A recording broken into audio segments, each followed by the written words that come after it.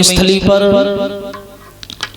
जहां 88,000 की संख्या में संत ऋषि महात्मा ब्राह्मण स्वरूप में उपस्थित हैं, श्री वेदव्यास के रूप में व्यास मंच पर 16 वर्षीय 110 वर्ष की उम्र के श्री सूत जी महाराज विराजमान हैं। जो सूत जी महाराज समस्त 88,000 सौनक आदि ऋषियों को भगवान की कथा सुना रहे हैं। और बड़ा ही हर्षोल्लास का विषय है, क्योंकि संत समागम है और संत की संगति हमारे शास्त्रों में बताई गई है, इतनी सरलता से नहीं मिलती संत की संगति। और संत देखिए कई प्रकार के होते हैं, है ना। और आज के टाइम में भैया संतों की बुराई करना तो हो सही में करना, संतों का ही जलवा है। हाँ, कितना पढ़ ले लिख ले ऐसी घरे डरे रहे हो, और हमारे जैसे लाल टीका लगाए ले, पीले कपड़ा पहन ले, खूब पाए पूजे। हाँ, तो आज के टाइम संतों की बुराई ना करना कारण देखिए हमारे धर्मों में भी बताया गया, क्योंकि संत का संगति जो होती है बड़ी आसानी से नहीं मिलती। अब मोहि भा भरोस हनुमंता, बिनु हरि कृपा मिलहि नहीं संता। अच्छा, संता किसे कहा गया? संत से बड़ा होता है संता, और कंत से बड़ा होता है कंता। संता कहा गया श्री देवऋषि नारद को, नारद देखा विकल जयंता, लागी दया कोमल चित संता। संता कहा गया देवऋषि नारद जी को। तो बड़ा ही सुंदर भाव है नैमिषारण्य में, जहां संतों का सुंदर समागम है, बड़ी सुंदर चर्चा चल रही है। और मेरा तो मानना यह है, हास्य विषय में भले ही मैंने बोल दिया हो कि बुराई ना करना, लेकिन वास्तव में मानव को एक बार अपने जीवन में संतों की संगति जरूर करनी चाहिए। क्यों? अरे संतन के संग लागरे और तेरी बिगड़ी बनेगी, संतन के संग लागरे तेरी बिगड़ी बनेगी।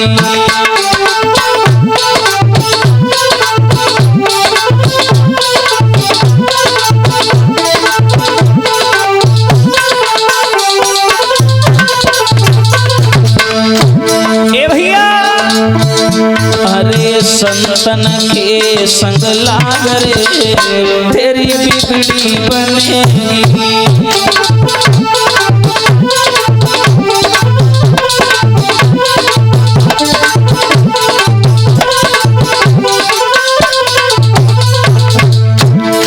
अब लागरे, ये रे शब्द का इस्तेमाल जानते हो कहाँ किया जाता है?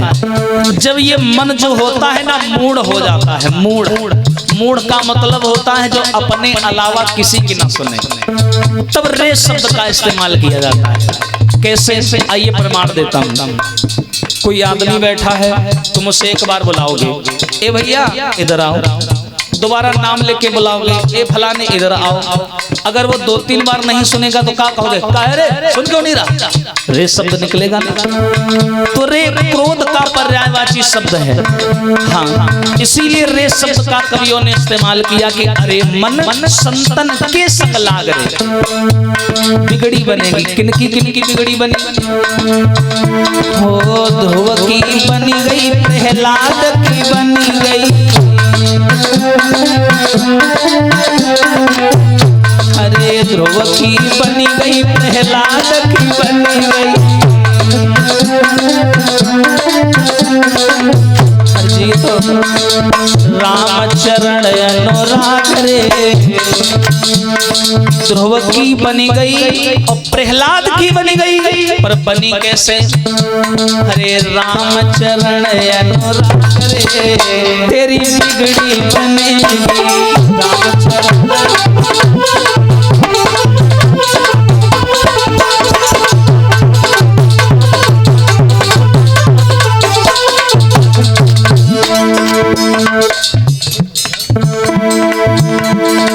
रामचरण अनुराग रे। अनुराग का मतलब होता है किसी चीज में लीन हो जाना, किसी चीज में समाहित हो जाना। अनुराग चाहत किसी का हो जाना। लेकिन माया में फंस के तू सोयो, ए भैया माया में फंस के तू सोयो, माया में फंस के तू सोयो पर बहुत सो लिया, अब जाग सके तो जाग रे, अब जाग सके तो जाग रे, तेरी बिगड़ी बनेगी।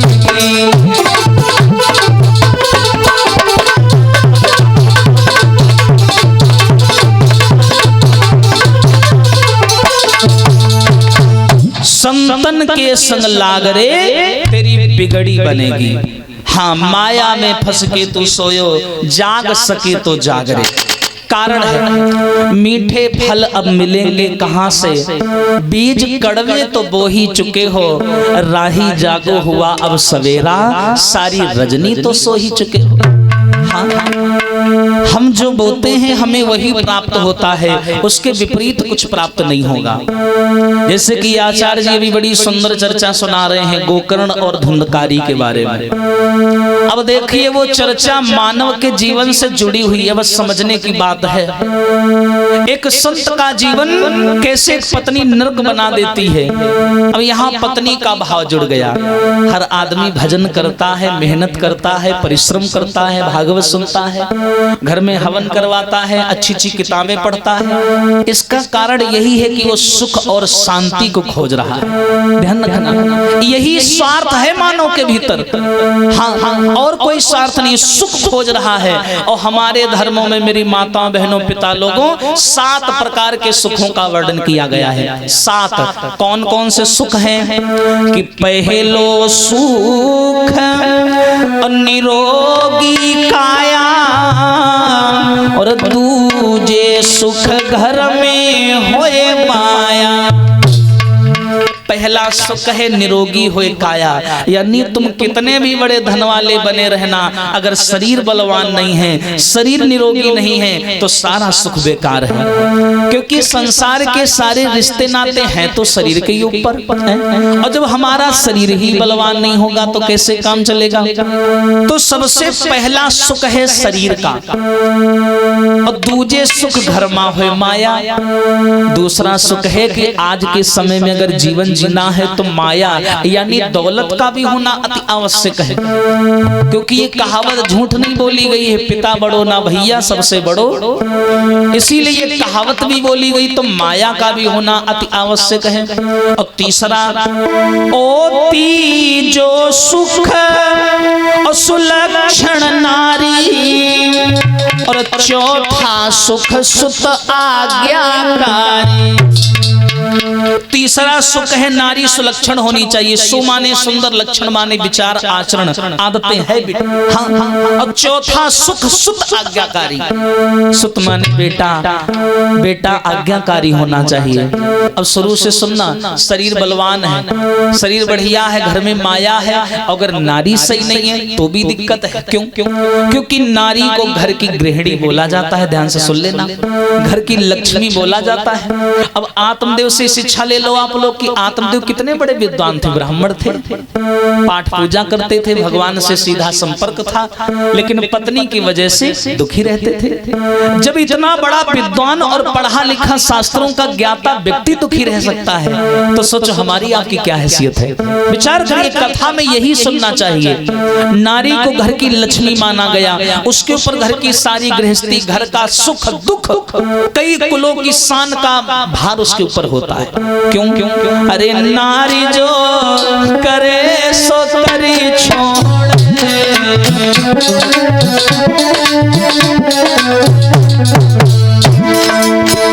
नारी के ऊपर घर की सारी गृहस्थी का भार होता है। अगर वही नारी चह जाए, पति 500 रुपया कमाता हो, फिर भी नारी घर को चला लेगी। सुनना ध्यान से, अगर चलाने वाली होगी तो और पति 50,000 भी कमाता हो और नारी अगर चलाने वाली नहीं है तो नहीं चला पाएगी। ध्यान रखना।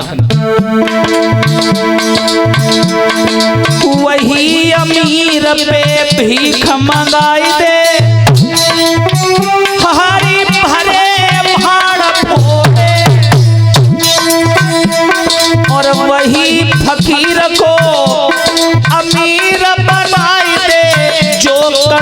कर जोड़े, नारी जो करे सो करी छोड़े।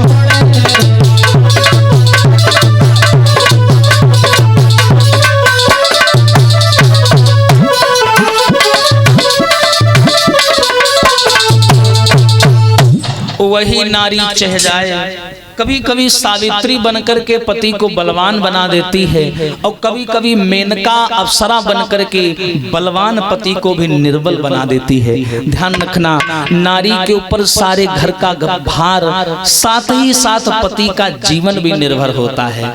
एक बात और है, सारा कुछ नारी के ऊपर भी नहीं डाला जाता, कुछ हमारी भी जिम्मेदारियां बनती हैं।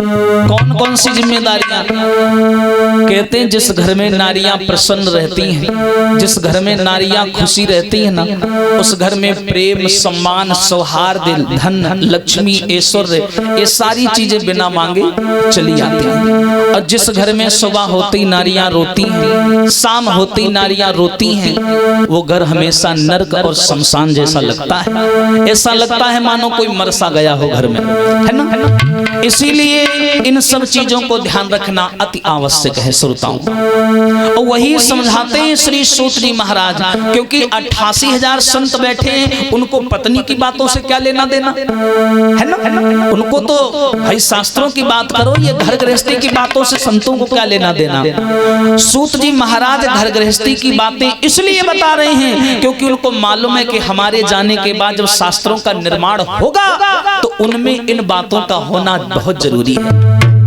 अगर ये बातें उन शास्त्रों में नहीं होंगी तो आगे आने वाली समाज क्या प्रेरणा लेगी, क्या आदर्श मानेगी। हाँ, बोलिए सच्चिदानंद भगवान की। हाँ भैया, लेकिन वस्तुतः ये तो सत्य है कि हम अगर मानव जीवन पाया है हमने, तो हमारा ये कर्तव्य बनता है कि इस शरीर का सम्मान करें, क्योंकि पहला सुख निरोगी काया बताया है मैंने, इसका सम्मान करें। दुनिया भर की मदिरा नशा करके जो हम शरीर का विनाश कर रहे हैं ना, 30, 35, 40 साल के बाद में, 50 साल के बाद में जब ये शरीर हमारा साथ देना बंद कर देगा, तब बड़ी तकलीफ होगी आपको। आप लोगों ने कभी देखा होगा, घर में बहुत सारी दौलत भरी पड़ी है, खांसी हो जाए, जुकाम हो जाए, 15-20 दिन ना सही हो तो वो सारी दौलत बेकार लगने लगती है। क्यों लगने लगती है? क्योंकि सबसे बड़ा सुख शरीर का होता है। शरीर को कभी विनाश की ओर मत ले जाना, इसका सम्मान करिए आप लोग। क्यों?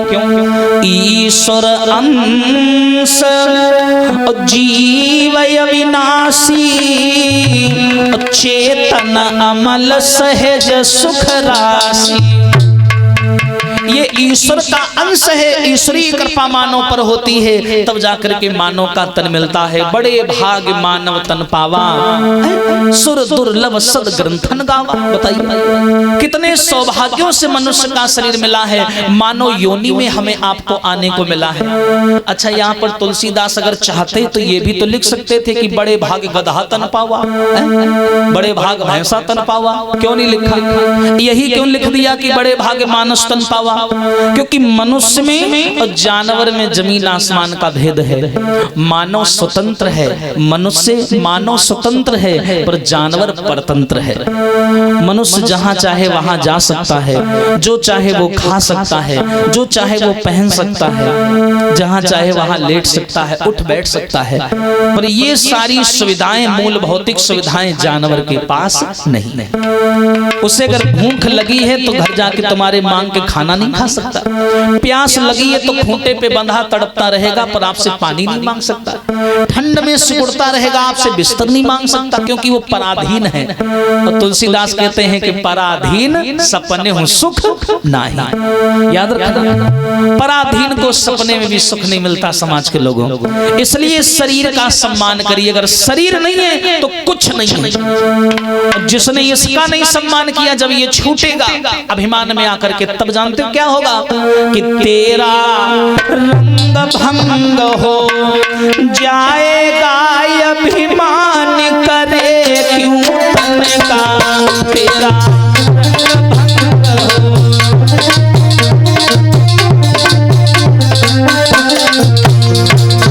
भैया, तेरा रंग भंग हो जाएगा,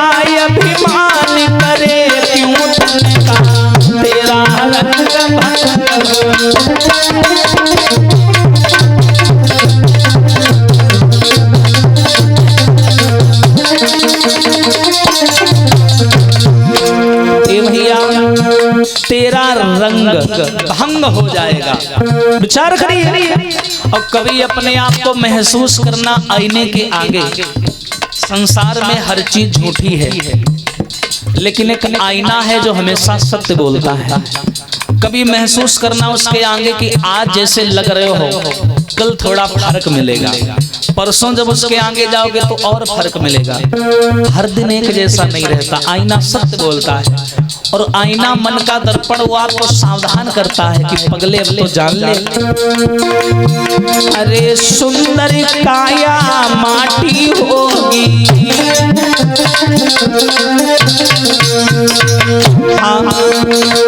सिर धुनी धुनी के पछताएगा, अभिमान करे क्यों धन का।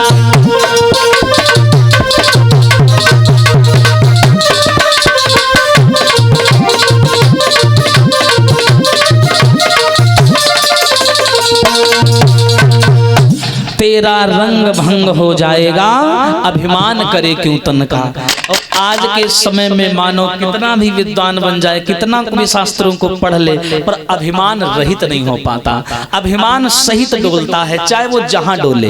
अभिमान बिल्कुल सर और नाक पे सवार है। पर याद रखना श्रोताओं, जिस आदमी के जीवन में सरलता नहीं है, जिस मानव के जीवन में सम्यता नहीं है, वो मानव समाज में कभी सम्मान नहीं पा पाता। अभिमानी का कोई भला सम्मान करता? कोई नहीं सम्मान करता। आप चार पहिया गाड़ी से निकल जाते हो, गांव में आपका दबदबा है, लोग डर के मारे सम्मान करते हैं, तो वो असली सम्मान नहीं है। सम्मान असली तो वो है कि टूटी साइकिल से जा रहे हो, हजारों लोग राम राम कर रहे हैं, वो असली सम्मान होता है। तो उस सम्मान के लायक अपने आप को बनाइए, व्यवहार कुशल बनिए, सरल कुशलता लाइए अपने अंदर। और कुछ भी नहीं है मानव जीवन में। देखिए, एक अमीर है, एक गरीब है, जाकर के झाड़ में जल जाते हैं। हाँ, घाट पर जाकर के जल जाते हैं, एक ही जैसी दोनों की राख होती है। ना वहां पर जात चलती, ना पात चलता, ना ऊंचा चलता, ना नीचा चलता, ना छोटा चलता, ना बड़ा चलता, सब समान है ना। बोलिए सच्चिदानंद भगवान की। आइए एक ताली बजा के भगवान का संकीर्तन बोले, उसके बाद में देखते हैं आज की पावन कथा। बोलेंगे सभी भक्त।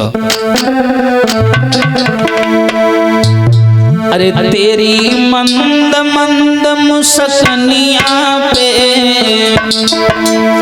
अरे तेरी मंद मंद मुस्कानियां पे, बलिहार सांवरे, बलिहार सांवरे।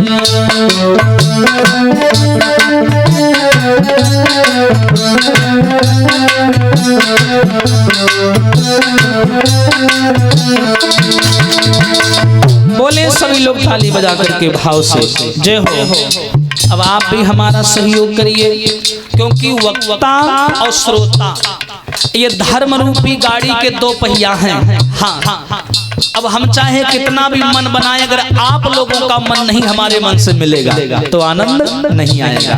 तो आपका मन हमसे मिलना बहुत जरूरी है। बोले तेरी मंद मंद मुस्कानियां,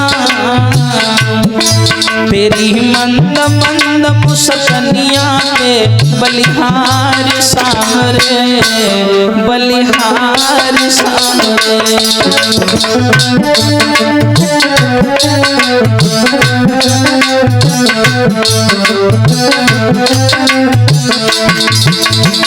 और हरी तेरे बाल अजब घुंघराले, लगते हैं काले काले, तेरे बाल अजब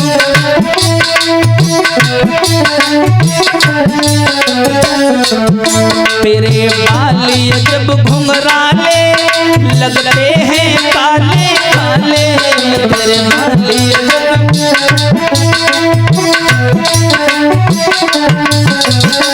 और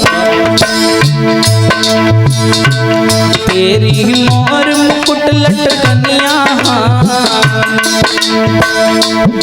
तेरी मोर मुकुट लटकनिया पे बलिहार सांवरे, बलिहार सांवरे।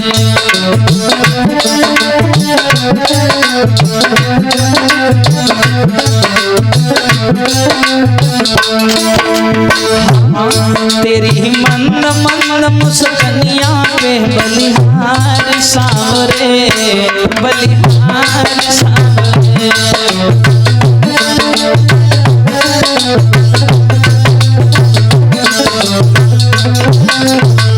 और तेरी चालिए जब मतवाली लगती है प्यारी प्यारी, तेरी चालिए जब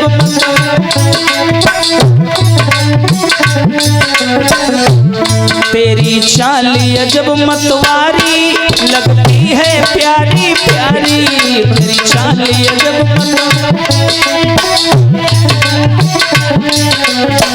और भैया तेरी पायल की झनकरिया, तेरी पैरन की तो पायल पे बलिहार सांवरे, बलिहार सांवरे।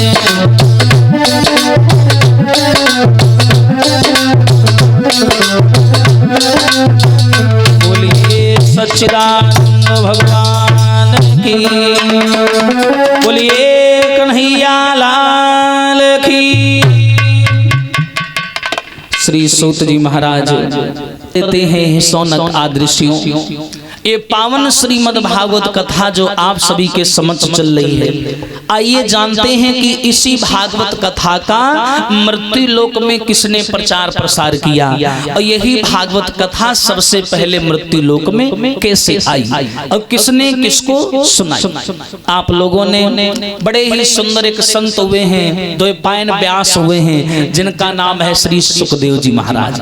सबने नाम सुना होगा। आइए जानते हैं इन्हीं सुखदेव जी महाराज जी का जन्म कैसे हुआ और उसके बाद में परीक्षा जी के जन्मोत्सव की चर्चा होगी, क्योंकि अभी तक परीक्षा जी का जन्म नहीं हुआ है, ये लोकल सीट में बैठे हैं ऐसे ही। हाँ, तो इनका जन्म नहीं हुआ है।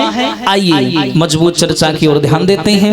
एक समय की बात, ब्रह्मा जी के 10वें मानस पुत्र श्री देवर्षि नारद जी ने नजर दौड़ाई, देखा पूरे ब्रह्मांड में बड़ी अशांति है, बड़ी शांति है। सब लोग बड़ा शांत से रह रहे हैं, ना तो कोई भगदड़ हो रही है, ना तो कहीं लड़ाई, ना तो कहीं झगड़ा, सब लोग बड़ा शांत है।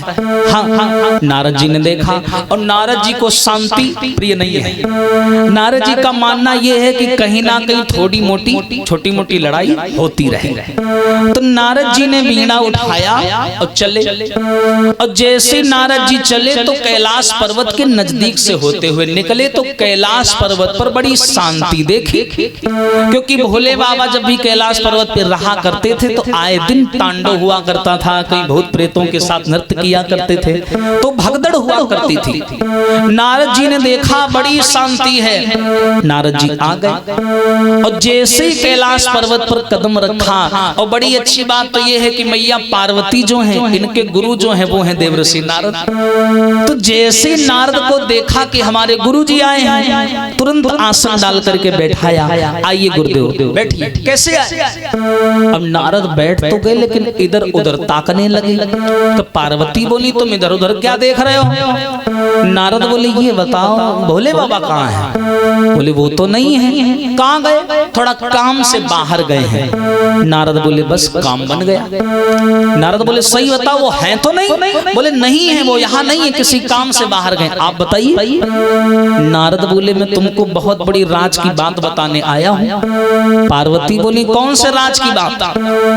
नारद जी ने उत्तर दिया है पार्वती आपने देखा होगा आपके जो पति भोले बाबा हैं उनके गले में एक मुंडों की माला पड़ी रहती है, तुमने देखा होगा? बोले हाँ देखा है। तो बोले तुम ये बताओ उस माला में जो मुंड है सर, वो सिर किसके हैं तुम्हें मालूम?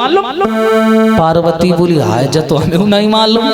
बोले हाँ देखा, हमने कहा था नई बात बताने आया हूँ। और सुनो हम तो जा रहे हैं, और जैसे भोले बाबा आए तुम उन पे पूछियो जरूर। बोली हाँ। बोले पूछना कि जो तुम्हारे सर में मुंडों की माला पड़ी है और जो माला में सर हैं जो कंकाल नहीं होते हैं, हाँ बोले ये किसके हैं, ये पूछना जरूर। अब इतना बोल करके नारद जी चले गए। और नारियों का स्वभाव तो जानते ही हो, नारी से अगर तुम अधूरी बात कह दो और चले जाओ तो उनको चैन नहीं पड़ेगी जब तक वो पूरी बात जान ना लिए। अब पार्वती जी को चैन नहीं पड़े, पूरे पर्वत में ये जाए उए जाए, ये जाए उए जाए। अब बार बार बेचारी झांके, अबे नहीं आओ डोगरा, अबे नहीं आओ। हाँ कितनी जल्दी आए तो हम उनके पेट को बबू को निखार रहे। हाँ हाँ भाई देखो किन्हें ढूंढ रहा हूँ। हाँ हाँ बोले देखो करें का, बेचारी बहुत बेचैन, चारों ओर ही देख रही हैं, भोले बाबा नजर नहीं आ रहे हैं, इंतजार कर रही हैं कितनी जल्दी बाबा आए और हम अपनी बात कहें। बेचारे कैलाश पर्वत के गढ़ परेशान, बोले क्या हुआ मैया, क्यों इतनी परेशान हो। पार्वती बोली अरे तुम चुप पा रहा हो, आगी लगी मेरे पेट में। हाँ हाँ अब जैसे ही थोड़ी देर के बाद में भोले बाबा आए, सो पार्वती जाए के सामने खड़ी हुई और एकदम बोल पड़ी, बाबा बाबा एक बात बताओ। हाँ बोली बाबा बाबा एक बात बताओ। भोले बाबा बोले कायरी हम इतनी दूर से आए, पानी पूछ लेती, खाना पूछ लेती, चैन से आराम कर ले देती, आ तो देर नहीं। बाबा बाबा एक बात बताओ। हाँ हाँ क्या बात है, पूछो पूछो। पार्वती कान लगी, बाबा सही सही बताना, तुम्हें मेरी कसम है। बोले पूछ। बोले जे बताओ ये तुम्हारे सर में जो मुंडों की माला पड़ी है और इसमें जो ये सर पिरो रखे हैं, ये खोपड़ियां किन की हैं, सही सही बताइए, तुम्हें तुम्हारी अम्मा की कसम है। हाँ हाँ हाँ भोले बाबा बोले ना तो मेरी मैया ना मेरा बप्पा, कसम किन की दे रही तुम। मैं तो निराकार हूँ, मेरा कोई आदि है ना कोई अंत है। हाँ हाँ तो बोले अच्छा। बोले सही सही बताओ ये जो तुम्हारे गर्दन में ये माला पड़ी है, इसमें जो ये कंकाल है खोपड़ियां, ये किन की है। तो भोले बाबा बोले क्या रिज्जा बता, यहाँ नारद आया था क्या। बोले हाँ आया थे, पर तुम्हें कैसे पता। बोले समझ गया मैं, उल्टे पुल्टे सवाल वही करता है और ऊपर से तुम्हारा गुरु है, जैसो गुरु है सो चेला। हाँ हाँ पार्वती बोली खबरदार मेरे गुरु की बुराई ना करना, बीए कर रखी। हाँ हाँ तुम उत्तर दो जो हमने पूछा है। तो भोले बाबा उत्तर देने लगे, क्या सुनाओ। तो गौरा की बातें सुन करके और भोला ने पैन उचारे, जे सर की बातें कर रही हो, जे सबरे शीश तुम्हारे हैं।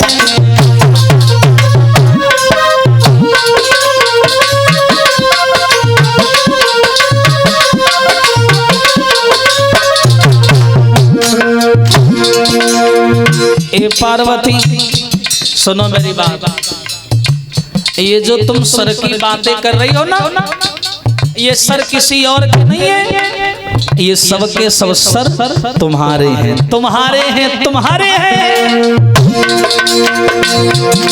गौरा की बातें सुन करके भोला ने बैन उचारे हैं।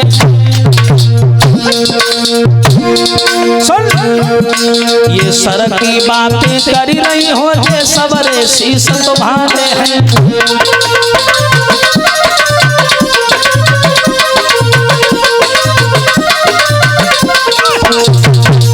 सुन पार्वती ये जो सर की बातें कर रही हो ना, ये सबके सब सर तुम्हारे हैं, तुम्हारे। पार्वती बोली मेरे, तुमने भांग ज्यादा पी ली का। बोले नहीं तो। बोले फिर हम तुम्हारे सामने जिंदा खड़े, फिर मेरा सर तुम्हारी माला में कैसे आ गया। भोले बाबा बोले ओ अब जिंदा खड़ी, जानी कितनी दाएं मरी, जाने कितनी दाएं तुम्हारा जन्म भाव, और जितनी बार तुम मरी बाकी शरीर हमने जलाए तो खोपड़िया गल रही, क्योंकि हम तुम्हें प्रेम करते हैं। तो प्रेम की निशानी के तौर पे ये सर तुम्हारा हमने अपनी माला में पिरो लिया। हाँ यही सत्य है, ये सब तुम्हारी है, जो छोटी वाली, जो मोटी वाली, जो बड़ी वाली, जो सब तुम्हारी है। पार्वती बोली अरे दैया हम इतने दाएं मर चुके। हाँ तुम इतने दाएं मर चुकी कि जब बताओ बाबा, पूछो हम हर दाएं हम ही मर जा, तुम काहे नहीं मरा। हाँ और का भाई तुम मर जाओ करो तुम्हारी खोबड़िया हम मालूम डाल लो करो। प्रेम बराबरी का होना चाहिए, एक तरफा क्यों है? हाँ, तो भोले बाबा बोले अच्छा तू चाहत हम मर जाए? बोले नहीं चाहते नहीं है, लेकिन आप ही कह रहे हो कि तुम मर जाती हो, तो ये हमारे अंदर शंका है कि हर बार हम मर जाते हैं, हर बार तुम क्यों नहीं मरते हो? भोले बाबा बोले हमारी बात अलग है, तुम सांसारिक जीव हो और मैं संसार से परे हूँ। ना तो मैं जन्म लेता हूँ और ना मैं मरता हूँ। मरता कौन है? जो जन्म लेता है ना।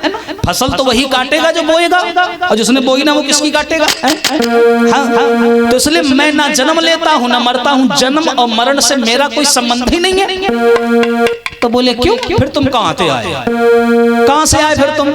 बोले हमारा तो प्राकट्य होता है और हम ना तो मरते हैं और ना जन्म लेते हैं। तुम मृत्यु लोक के प्राणी हो, लेकिन हमें प्रेम करती हो, हर बार मर जाती हो, जन्म लेती हो, फिर हम बारात लेके आते हैं, तुम्हें शादी करके ले जाते हैं, फिर कुछ दिन बाद मर जाती हो।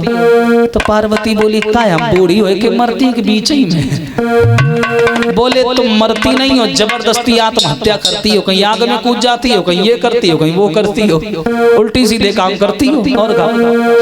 लेकिन प्रेम हमारा तुम्हारा पंथ है जो निराला है, हाँ, इसीलिए हर बार हम तुम्हें अपना लेते हैं। तो पार्वती बोली तो बाबा और भी कोई कारण है जिसकी वजह से आप नहीं मरते हो? बोले हाँ, मुझे अमर कथा मालूम है और मैं अमर कथा का वक्ता हूँ। बिल्कुल सही बात है, और ये अमर कथा कोई और नहीं है, राम कथा भागवत कथा यही अमर कथा बोली गई। हाँ, बोले मैं इसका विद्वान हूँ, कहता भी हूँ और सुनता भी हूँ। हाँ, और कैसे? तुलसीदास जी बताते हैं क्या? हरि अनंत और हरि कथा अनंता,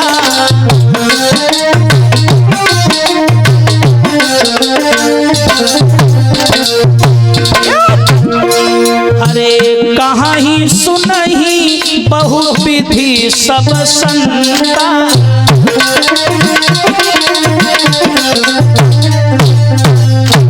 ए पार्वती हरि अनंत हरि कथा अनंता, कहाँ ही सुनहि बहु विधि सब संता, कहाँ सुनहि।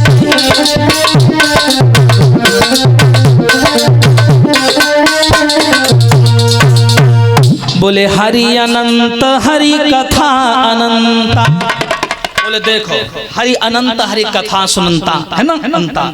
अब यहाँ पर एक नई चीज आप लोगों को बताएं। आज तक किसी भी वक्ता ने हमेशा अपने सम्मान के बारे में बताया होगा। व्यास मंच बनता है, ऊंचे तख्त पे शास्त्री जी बैठते हैं, बड़ा सम्मान होता है, लोग आशीर्वाद लेते हैं, सेवा करते हैं, सम्मान करते हैं। लेकिन भागवत में श्रोताओं का स्थान क्या है किसी ने नहीं बताया होगा। आइए मैं बताता हूँ, श्रोता भी किसी वक्ता से कम नहीं है। क्यों नहीं है? क्योंकि ये अमर कथा की गंगा बह रही है, और अमर कथा में जो जो नहा लेगा वो भी वक्ता का अधिकारी बन जाएगा। कैसे? इस चौपाई में समझिए, हरि अनंत हरि कथा अनंता, कहाँ ही यानी हम हो गए व्यास जी, और सुनहि सुनने वाले आप लोग हो गए, कहाँ ही सुनहि बहुविधि सब संता।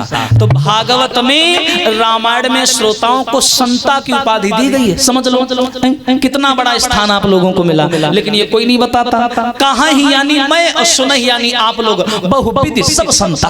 हाँ, तो देवर्षि नारद ने क्या किया? सब लोगों को संता की उपाधि दी जो भी भागवत सुनते हैं। भोले बाबा बोले मैं इसीलिए नहीं मरता हूँ क्योंकि राम कथा मुझे कंठस्थ है। तो पार्वती बोली ऐसो करो, जो राम कथा की बूटी हमें पियाए दे और हम अमर हो जाए, ये बार बार का मरने का झंझट खत्म हो जाए। कहाँ लो बढ़िया लगाए घूमे हो तुम? हाँ, अच्छे नहीं लगा तुम बताओ। हाँ, भोले बाबा बोले अमर कथा सुनोगी? बोले हाँ। भोले बाबा बोले अमर कथा कोई तोता और चिड़िया की कहानी नहीं है जो तुम्हें सुना देंगे हम। अमर कथा सुनने के लिए नियम संयम चाहिए, और दूसरी सबसे बड़ी चीज है नींद पर विजय प्राप्त होनी चाहिए। जब बैठो सुनने तो नींद नहीं आनी चाहिए। और 7 दिन की कथा है, जग पाओगी 7 दिन? पार्वती बोली बस 7 दिन, इतनी बात? हम बताओ 70 दिन जगत रहा है। हाँ, भोले बाबा बोले बस कर, झूठी बोल रही है। हाँ 12 बजे सोए के जगत। हाँ कहाँ से तुम बताओ इतना जग लोगी? 7 दिन की कथा है और नींद पर विजय प्राप्त होनी चाहिए, कैसे जग लोगी? पार्वती बोली तो क्या हुआ, कोशिश तो कर सकते हैं। और राम जी बुरा थोड़ी मान जाएंगे, क्योंकि हम भी तो उनकी भक्ति करेंगे। हाँ और जैसे आप राम जी के हो ऐसे हम भी तो हैं। कैसे? अरे हम तो राम जी के और राम जी हमारे हैं। हम तो राम जी के, राम जी हमारे हैं।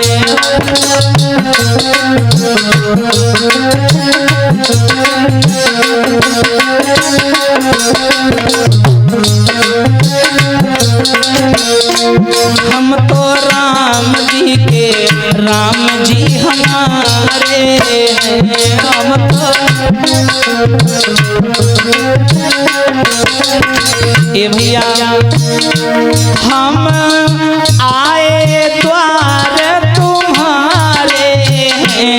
हम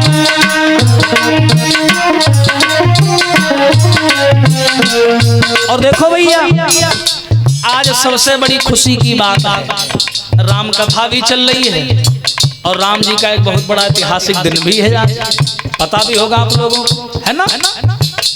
22 जनवरी अयोध्या जाना है, कितना बढ़िया दिन है। और आज राम कथा भी चल रही है ना, तो उठाइए एक बार हाथ और ताली बजा करके बोलिए क्या? अरे हम तो राम जी के, राम जी हमारे, हम तो राम जी के, राम जी हमारे।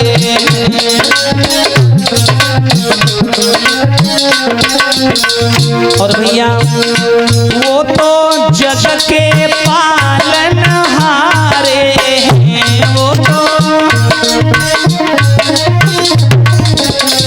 वो तो जग के पालनहारे हैं। वो तो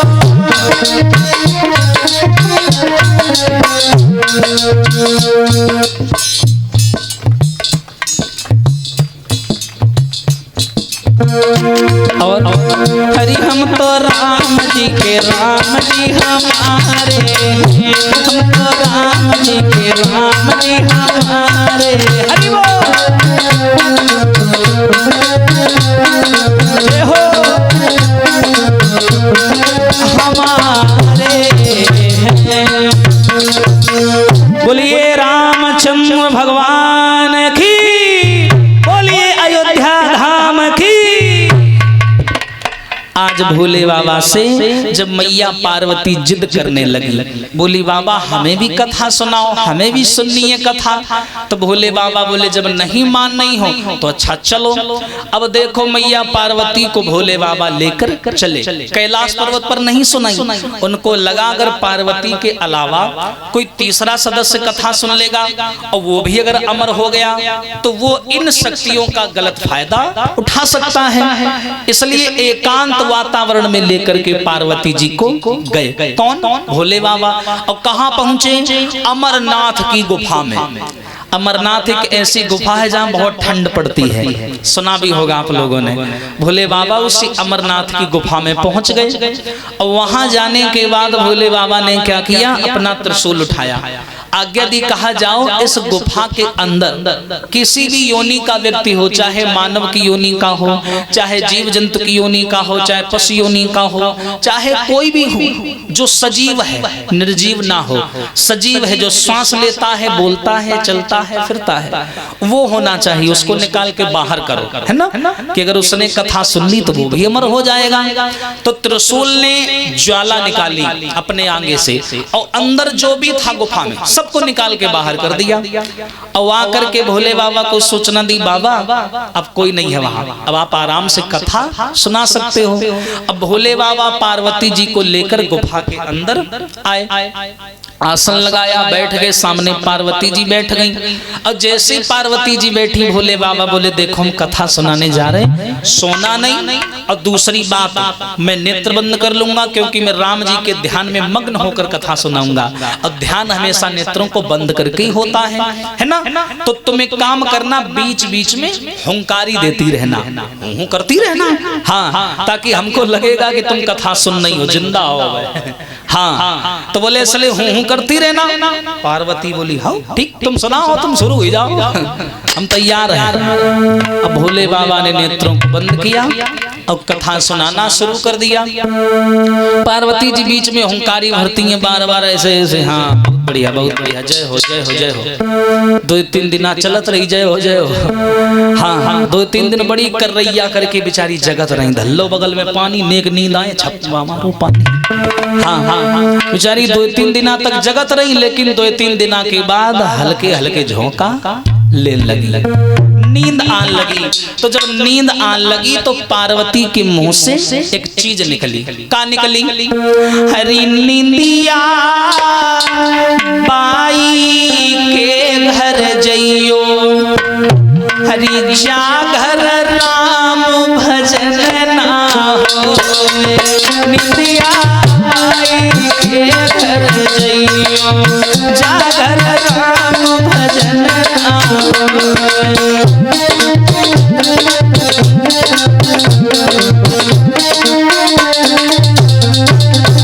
हाँ भैया हो राम भजन ना होई, भैया राम भजन ना होई। निंदिया बाई के घर जइयो, जागर राम भजन ना होई।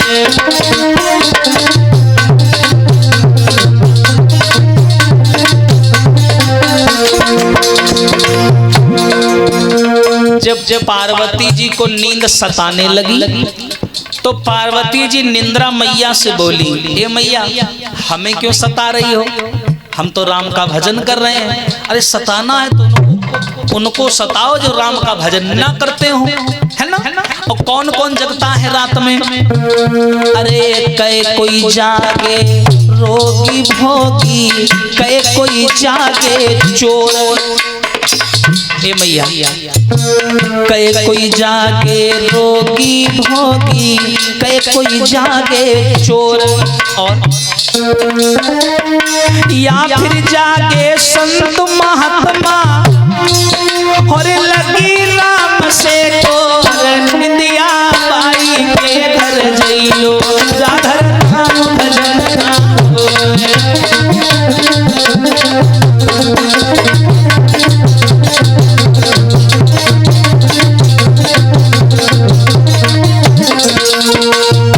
अब देखो मैया पार्वती ने कहा कि निंदिया बाई के घर जइयो, जागर राम भजन ना होए।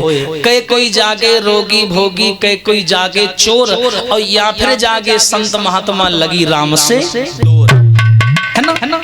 हम भी उन्हीं में आ गए, कहाँ ही सुनहि बहुविध सब संता। हम भी तो संत की श्रेणी में आ गए, और हम भी राम कथा सुनने पर हमको क्यों सता रही हो, हम पर क्यों हमला कर रही हो। तो निंद्रा मैया ने उत्तर दिया, पार्वती तुम मन से कथा नहीं सुन रही हो, और जो मन से कथा नहीं सुनता है हम उसी के ऊपर चढ़ बैठते हैं। और कहा नींद आने लगा, कभी कभी इनको भी आ जाती है, हाँ उसी को नींद आने लगती है, इसीलिए हम तुम्हारे ऊपर बार बार आक्रमण कर रहे हैं। पार्वती जी बोली मनते कथा नहीं सुनना, तू ठरगजी आई मनते नहीं सुनना है, हम तो मन से सुनना है। निंद्रा बोली ना तुम मन से नहीं सुन रही हो। बोली अरे हमें मत सताओ, सताना है तो भोले बाबा जी को सताओ। निंद्रा मैया बोली भोले बाबा हमें तो नहीं लगता इतने बड़े हो गए कभी सोए भी होंगे, इतने बड़े सन्यासी हैं, और सन्यासी कभी सोता नहीं है। याद रखना वो ध्यान में रहता है, नेत्र बंद कर लेता है, और उन्हीं ध्यान में वो समस्त सुख को भोग लेता है। फिर चाहे नींद का सुख हो, समाज का सुख हो, संसार का सुख हो, सारे सुखों को वो नींद में भोग लेता है, उस ध्यान में भोग लेता है। इसलिए मैं उनको नहीं सता सकती। अब पार्वती और इनका भैया संवाद चल रहा है, नींद का और पार्वती जी का। अचानक निंद्रा मैया ने एक तगड़ा हमला किया और पार्वती वहीं लेट के सो गई। बोलिए सच्चिदानंद भगवान की। अब जो निंद्रा मैया लेट के सोई, भोले बाबा राम कथा सुनाते जा रहे हैं। उसी गुफा में बताते हैं कि शुक का अंडाशय पड़ा हुआ था, तोते का अंडाशय। वो अंडा फूटा, अंदर से तोते का बच्चा निकला और भैया उस स्थान में बड़ी सर्दी पड़ती है, बड़ी ठंडी पड़ती है अमरनाथ में। तो बताते हैं ठंड की वजह से गले में सर्दी लग जाने की वजह से उस तोते के बच्चे के गले से घूं घूं की आवाज निकलने लगी और राम कथा के कई सारे शब्द उसके कानों में गूंजने लगे। एक दो शब्द अमृत बनकर के कान में पड़े, तोता स्वस्थ हो गया और आराम से उसी स्थान पर बैठ करके राम कथा को सुनने लगा। लेकिन जो सुर निकाल रहा था घूं घूं का, वो सुर निकालना उसने बंद नहीं किया। थोड़ा शांति बनाए रखो। अब जैसे ही कथा 7 दिन बाद विराम भई, भोले बाबा जी ने नेत्रों को खोला और जैसे नेत्रों को खोला सामने देखा कि मैया सती जी सो रही है। तुरंत भोले बाबा चौंक के जगाया, देवी देवी सो गई। पार्वती बोली हाँ सो गए हते, हाँ, सो गई हती। कथा कहाँ तक सुनी? बोले कथा हुई तक सुनी थी, बड्डे बहुत राम जी को, बस तक सुन पाए थे, जाके आगे नहीं सुन पाए। अच्छा अगर तुम नहीं सुन पाई तो ये बीच बीच में हुंकारी कौन दे रहा था? पार्वती बोली हम कहाँ जाने, जब हम सोए गए तो हमें क्या पता। भोले बाबा जान गए कि जाके अलावा कोई और है जिसने राम कथा सुनी। तुरंत भोले बाबा जी ने त्रिशूल उठाया, कहा ऐसा करो इससे पहले 12 घड़ी से पहले वो अमर हो जाए, उससे पहले जाकर के उसे मार दो। और एक घड़ी भैया 14-15 सेकंड की होती है, बहुत कम होती है। बोले जल्दी जा मार दो उसे। अब त्रिशूल महाराज तोते के बच्चे को मारने चले और जो तोते के बच्चे ने देखा त्रिशूल हमारी ओर बड़ी तेजी से आ रहा है, तुरंत पंखों को फैला करके बाहर आकाश में उड़ने लगा। अब आगे आगे तोता और पीछे पीछे त्रिशूल। तोता कहने लगो यार ऐसो शास्त्री नहीं देखो हमने दुनिया में। पहले कथा सुनाता है, बाद में त्रिशूल भी लगा देता है पीछे। हाँ हाँ। अब आगे आगे तोता पीछे पीछे त्रिशूल। त्रिशूल बोला भागो, कहाँ तक भागोगे? तोते का बच्चा बोलो तुम लगे रहो पीछे, राम कथा हमने भी सुनी है, हम कम आएगा तुम पे, लगे रहो। और का हरि आगे आगे तोता भागे और पीछे से त्रिशूल भी जारी है।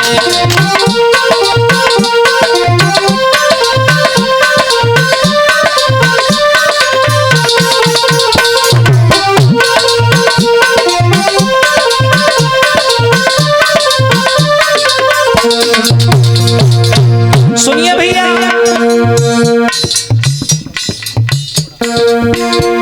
आगे आगे तोता भागे, पीछे से त्रिशूल भी जारी है।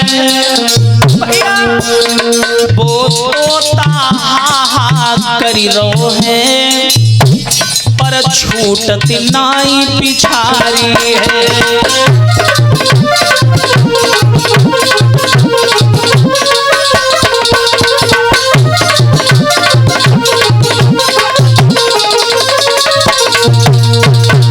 याद रखना, आगे आगे तोता और पीछे पीछे त्रिशूल। तोता बोलो चले आओ, तुम कहाँ तक आओगे, चले आओ। अब ये तोते का बच्चा बेचारा पूरी संसार का भ्रमण कर आया, लेकिन त्रिशूल ने उसका पीछा नहीं छोड़ा। जहाँ बेचारा घुसे त्रिशूल महाराज वहीं सत्यानाश कर दें। हाँ, जैसे बम नहीं विस्फोट कर देता है, ऐसे ही अब बेचारो तोता बड़ो परेशान कि यार जू तो नाकम दम करे और का 3 दांत वालों आज तो परेशान करे। बोलो ऐसी जगह ढूंढे जहाँ जो जाए ना पाए। ये बेचारा उड़ते उड़ते तमसा नदी के किनारे पहुंचा, जहां पर भागवत के लेखक श्री वेद व्यास जी का आश्रम था, जो पाराशर के पुत्र थे। हाँ भैया, जो सत्यवती के गर्भ से कोहरे के समय उत्पन्न किए गए थे। ये कथा सबने सुनी। तो जैसे ही वेद व्यास जी के आश्रम में ये तोते का बच्चा गया, सुबेरे सुबेरे 4 बजे ब्रह्म मुहूर्त का समय, और पहले के लोग ब्रह्म मुहूर्त में उठ जाया करते थे। हाँ, तो जैसे ही वो पहुंचा तो व्यास जी की पत्नी एकदम से बिस्तर से उठी, ब्रह्म मुहूर्त का समय था और जैसे ही उठी तो वो जगता है आदमी नींद से, जमुहाई तो आई जाती है। तो जैसे ही व्यास जी की पत्नी को जमुहाई आई, मुंह डब्बा जैसो खुलो, तोते के बच्चा ने देखी उरे जा जगह बढ़िया है, हाँ जई में गुच्छा फिर कहो के बाप के हिम्मत ना है जो कछु कर ले, देखे जो कैसे विस्फोट करे। हाँ, उस तोते के बच्चे ने देर नहीं लगाई, वो मुंह के द्वारा गर्भ में चला गया, घुस गया मुंह में। और एकदम व्यास जी की पत्नी को ऐसा महसूस हुआ जैसे मेरे मुंह में कुछ गया है। तो उस दिन के बाद में इस कार्य में थोड़ा बदलाव किया गया। देखा होगा जब भी किसी को जमुहाई आती है तो ये हाथ अपने आप मुंह के आगे आ जाता है, तब वो कुल्ले से होत पगला बिना हाथ लगाए जमुहाई ले। हाँ, लेकिन जैसे ही गर्भ में ये तोते का बच्चा गया, अब त्रिशूल महाराज नाक सकोड़े खड़े, बोले यार अब क्या करें, जो तो बहुत चालाक नहीं करो, और निकलेगा क्यों नहीं, अमर कथा बाऊ ने सुनी है, बहती गंगा हाथ बाऊ ने धोए हैं। हाँ, तो बोले अब क्या करें। अब जे बेचारे त्रिशूल महाराज द्वारे खड़े, बोले निकलो तुम कब तक नहीं बाहर आओगे, हम यहीं खड़े हैं। तोते को बच्चा अंदर थे, बोलो हम निकलेंगे ना, हमें दिक्कत का है कि खाना पीना सब ऊपर से आई रहो, हमने करे ही ना कि तुम खड़े रहो ऐसे। अब त्रिशूल भोले बाबा का हथियार, अब नारी पर वार करना नहीं है, ये सख्त आदेश था। 1-2 साल व्यतीत हो गए, जब नहीं लौटा तो भोले बाबा ने मंत्रों का ध्यान करके समाचार लिया। त्रिशूल बोला महाराज ये तो निकल ही नहीं रहा बाहर, करें तो करें क्या, अब तो अमर भी हो गया होगा, और कहाँ 14 घड़ी और 2 साल हो गए, अब करें तो करें क्या। भोले बाबा पास में आए, बोले बाहर आ जाओ भाई, समय हो गया। और देखो बालक के जन्म लेने की जो अवधि होती वो 9 मास की होती है, और 2 साल गुजर गए। व्यास जी का संपर्क हुआ पत्नी से तो गर्भ को भी धारण किया। तो अंदर पेट में जाने के बाद में इस तोते ने क्या किया, अपने उस पक्षी योनि को छोड़ करके, खग योनि को छोड़ करके उसने मानव योनि को धारण कर लिया, और अपनी आत्मा को, जो व्यास जी का अंश रूपी बालक पेट में पल रहा था, उस बालक में अपनी उस सुखदेव जी की आत्मा को प्रवेश कर दिया, और सुखदेव जी का भेष गर्भ में बना लिया, लेकिन बाहर आने से मना कर दिया। अब इसी प्रकार 1-2 साल नहीं 10 वर्ष गुजर गए। विचार करिए, कहां 9 मास और कहां 10 वर्ष। व्यास जी की पत्नी को पीड़ा होने लगी, तकलीफ होने लगी, हाँ, मलमूत्र की अवधि का कार्य बढ़ता चला गया, मात्रा बढ़ती चली गई, लेकिन सुखदेव जी बाहर नहीं आए। अब तो तीनों देवता करके हाथ जोड़ने लगे। सुखदेव जी बोले काय त्रिशूल देख ले, तो मैं तीनों बप्पन को झुकाए लो हमने। हाँ, देखो तीनों हाथ जोड़ रहे हैं। ब्रह्मा जी बोले बाहर आ जाओ, विष्णु जी बोले बाहर आ जाओ, भोले बाबा बोले बाहर आ जाओ। तो अंदर से आवाज आई कि मैं आ तो जाऊंगा, लेकिन सबसे बड़ी बात है कि तुम्हारी माया बड़ी विलक्षण है। हाँ, कैसे विलक्षण है सुनिएगा। हो भूमि गिरत ढाबर पानी, माया तस जीव से लपटानी।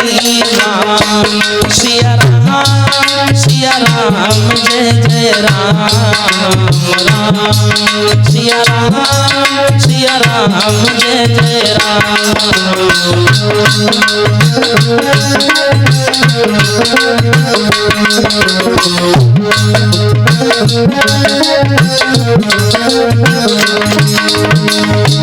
हो भूमि गिरत ढाबर पानी, माया तस जीव से लपटानी। सिया राम जय जय राम राम।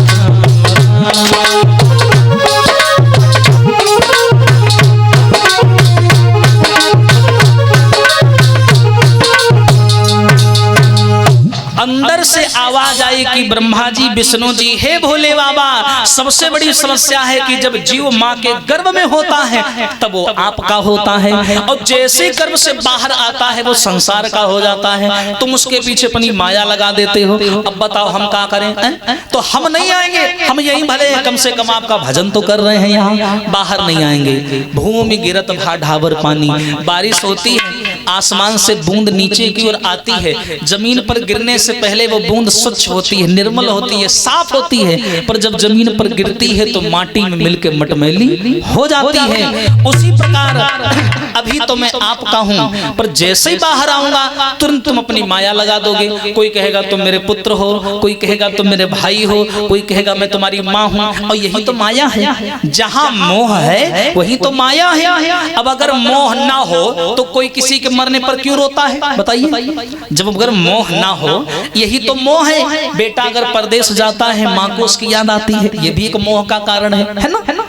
पिता को पुत्र की याद आती है, पति को पत्नी की याद आती है, पत्नी को पति की याद आती है, यही तो मोह का कारण है। और जहाँ जहाँ मोह है वहाँ वहाँ दुख है, ये भी ध्यान दे लेना। सबसे बड़ी बात बता रहा हूँ। तो सुखदेव जी बोले ऐसे संसार में नहीं आऊंगा। एक तो तुम कहते हो कि माया से दूर रहो, और ऊपर से जब आदमी दुनिया में जन्म लेता है तो जानबूझ के अपनी माया उसके पीछे लगा देते हो, तो गलती तुम्हारी है। अरे मोहल्ला बिगाड़ी दो, जाहि माया ने मोहल्ला बिगाड़ी दो,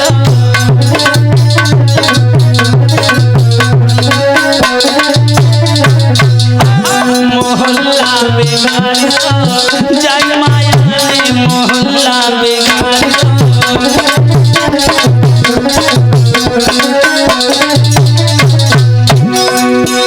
अरे ब्रह्मा का लूट लो, विष्णु का लूट लो,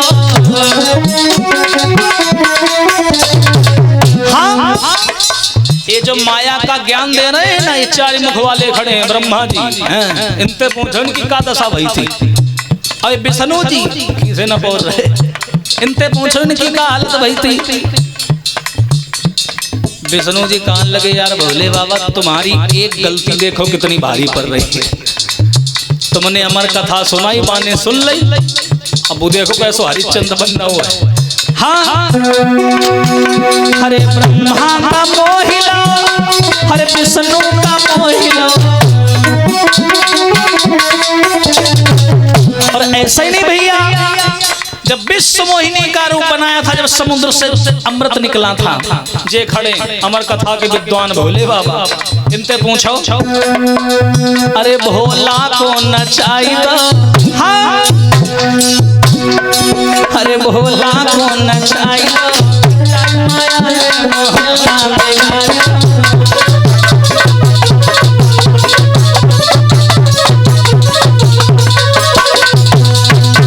इसलिए हम तो बाहर नहीं आएंगे, साफ सीधी बात।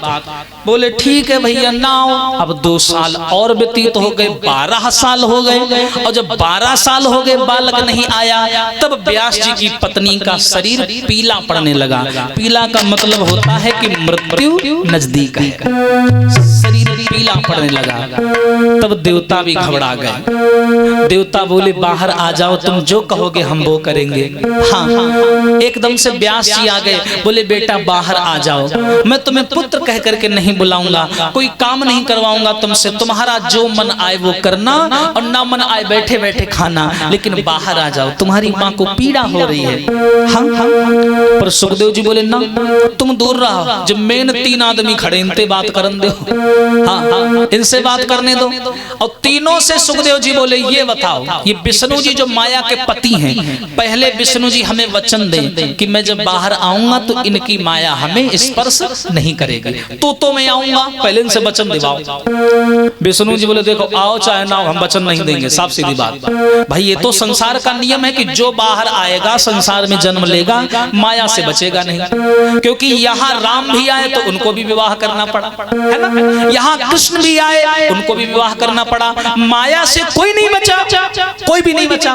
परशुराम जी जिनको ब्रह्मचर्य की उपाधि दी गई लोगों ने, उनको भी एक नारी से प्रेम हो गया था। तो इस संसार में माया से कोई बचेगा ही नहीं, ऐसा संसार ही भगवान ने बनाया है। अब तुम माया से बचना चाहते हो? नहीं नहीं, ये प्रकृति के नियमों के खिलाफ है, मैं तुम्हें ये वचन नहीं दे सकता। सुखदेव जी बोले नहीं दे सकते तो चुप्पा निकल जाओ, हमें सोवन दे चुप्पा। हाँ हमें का गर्ज परी, गर्ज तुम्हें। विष्णु जी कान लगे, यार बड़ो कलाकार है, एक भी बात नहीं मान रहा हमारी। अब विष्णु जी भी मजबूर हो गए, बोले चलो छा वचन दे रहे हैं। सुखदेव जी बोले वचन तो दे रहे हो, अगर निभाने की क्षमता हो तो ही देना। और बाहर आएंगे लबर लबर करी तो सोच लियो तुम। हाँ हम बाहर आएंगे अगर तुमने कोई भी किया उल्टा सीधा काम। वास्तव में सत्य बात है, वचन तभी दो जब निभाने की क्षमता हो, क्योंकि वचन देना बड़ा आसान है, निभाना बड़ा कठिन है। क्योंकि तुम तो किसी को वचन दे के चले जाओगे कि तुम परेशान ना हो, हम तुम्हारा ये काम करेंगे, तुम तो चले गए, अगला आदमी तुम्हारे भरोसे बैठा है, भरोसे में उसका समय बर्बाद हो रहा है। उधर पता चले तुम भी अपने काम में लगे, उसका काम भी नहीं किया, तो उस बेचारे को बड़ी निराशा होगी, है ना। तो वचन मती भरना भैया, ध्यान देना, हरि वचन मती देना भैया, और ईसरे जमाने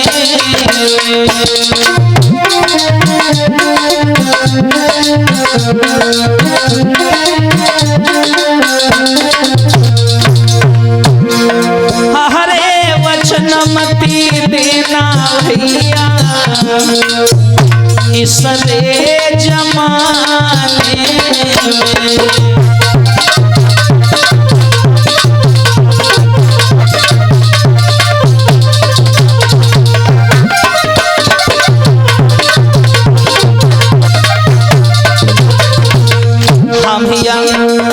वचन मत देना। कैसे? हरे वचन दिया राजा मोरा ध्वज ने, ध्यान से सुनो, हरे वचन दिया राजा मोरा ध्वज ने,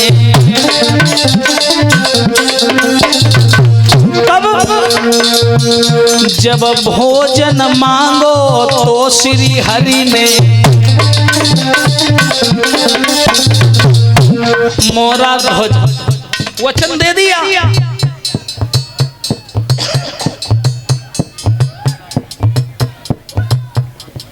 नमती देना भैया, ईसरे जमाने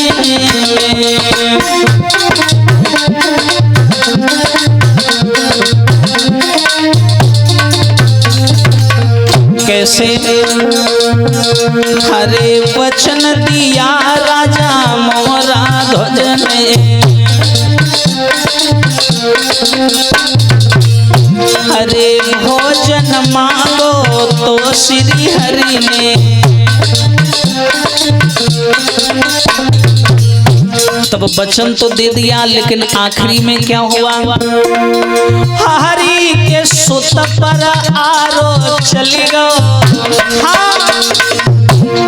हरि लला पर आरो चली गो, भोजन बनाने में लला पे आरो चली गो।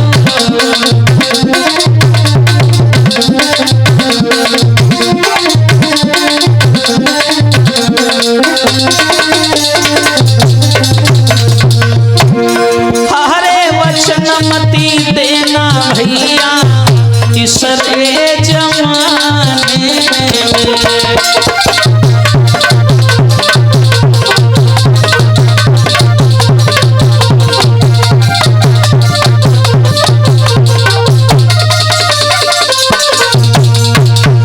इसलिए अंदर से आवाज आई है तीन देवताओं, हे त्रिदेवों मैं बाहर आने को तैयार हूं, लेकिन मेरी शर्त कि आपकी माया हमें स्पर्श ना करे तो हम आएंगे।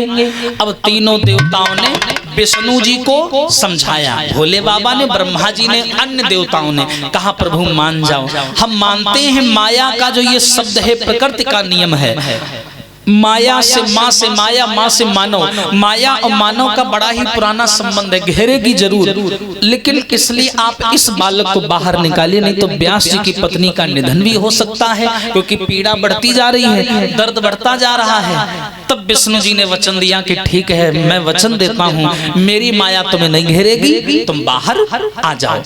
जैसे ही इतना कहा तो 12 वर्ष की बाद में आज श्री सुखदेव जी महाराज ने बालक रूप में जन्म लिया। बोलिए सुखदेव भगवान की। और जैसे ही सुखदेव जी का जन्म हुआ, सुख माने तोता, देव देवत्व आत्मा का प्रादुर्भाव हुआ, वहां पर नाम पड़ गया सुखदेव जी महाराज। और देखिए, जब बालक का जन्म होता है तो नार लपेटे रहता है, बालक नार लटका रहता है। सुखदेव जी का नार लटक रहा है, नग्न स्वभाव में, 12 वर्ष का। उस समय 12 वर्ष को किशोर अवस्था में गिना जाता था, हाँ, युवा माना जाता था, जवान माना जाता था। और 12 साल के सुखदेव जी जैसे गर्भ से बाहर आए, तुरंत उठ करके खड़े हो गए और जंगल की ओर नेत्र खोल करके चल दिए। व्यास जी की नजर पड़ी, देखा बालक के मस्तक पर बड़ा तेज है, चेहरा चमक रहा है, शरीर में बड़ा सौंदर्य है, बालक शिखा के समेत जन्म लिया है। व्यास जी जान गए बालक बड़ा तेजस्वी है, और अगर ये बालक हमें मिल गया तो हमारा भी संतों में एक ऊंचा नाम हो जाएगा। तो व्यास जी भी अपनी ममता को दबा नहीं पाए, और जब अपनी ममता को नहीं दबा पाए तो बेचारे वहां से दौड़ पड़े उस बालक के पीछे पीछे। बोले बेटा रुक जाओ, पुत्र रुक जाओ, बेटा बेटा कह करके पीछे पीछे जाने लगे। और जो व्यास जी ने उसे पुत्र कह करके बुलाया, तुरंत सुखदेव जी ने विष्णु जी को भला बुरा कहना शुरू कर दिया। तुरंत सुखदेव जी ने भला बुरा कहा। क्यों विष्णु जी, तुमने तो कहा था कि मेरी माया तुम्हारे पीछे नहीं पड़ेगी, और फिर ये तुम्हारी माया हमारे पीछे कैसे पड़ गई? व्यास जी पीछे पीछे हैं, सुखदेव जी आगे आगे हैं। व्यास जी कहते हैं बेटा रुक जाओ, बेटा रुक जाओ, मैं तुम्हारा पिता हूं। सुखदेव जी ने पलट करके कहा कि ना तो मेरा कोई पिता है और ना मैं किसी का पुत्र हूं। हरि देख लिया जग का और ये हमने नजारा, और ना हम किसी के ना कोई किसी के ना।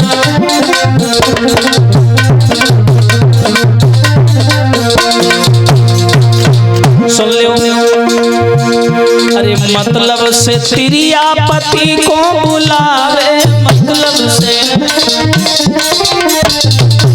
हाँ, अरे मतलब से यहाँ सब रिश्ता निभावे, मतलब से। पिताजी, अरे मतलब का है ये संसार सारा, और ना हम किसी के ना कोई।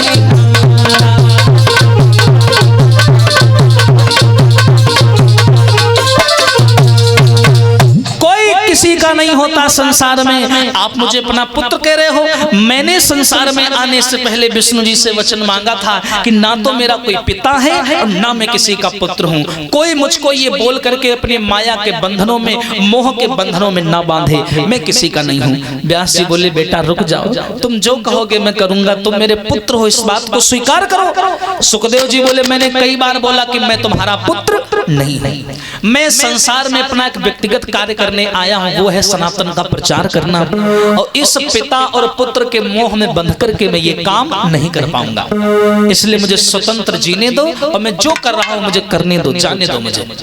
लेकिन व्यास जी नहीं माने, पीछे पीछे चलते चले जा रहे हैं। बोले तुम मेरे पुत्र हो, मैं तुम्हारा पिता हूं, रुक जाओ, मेरे साथ रहो। सुखदेव जी बोले नहीं, जगत में मतलब का व्यवहार, बिन मतलब कोई बात न पूछे, देखा खूब विचार, जगत में मतलब का व्यवहार।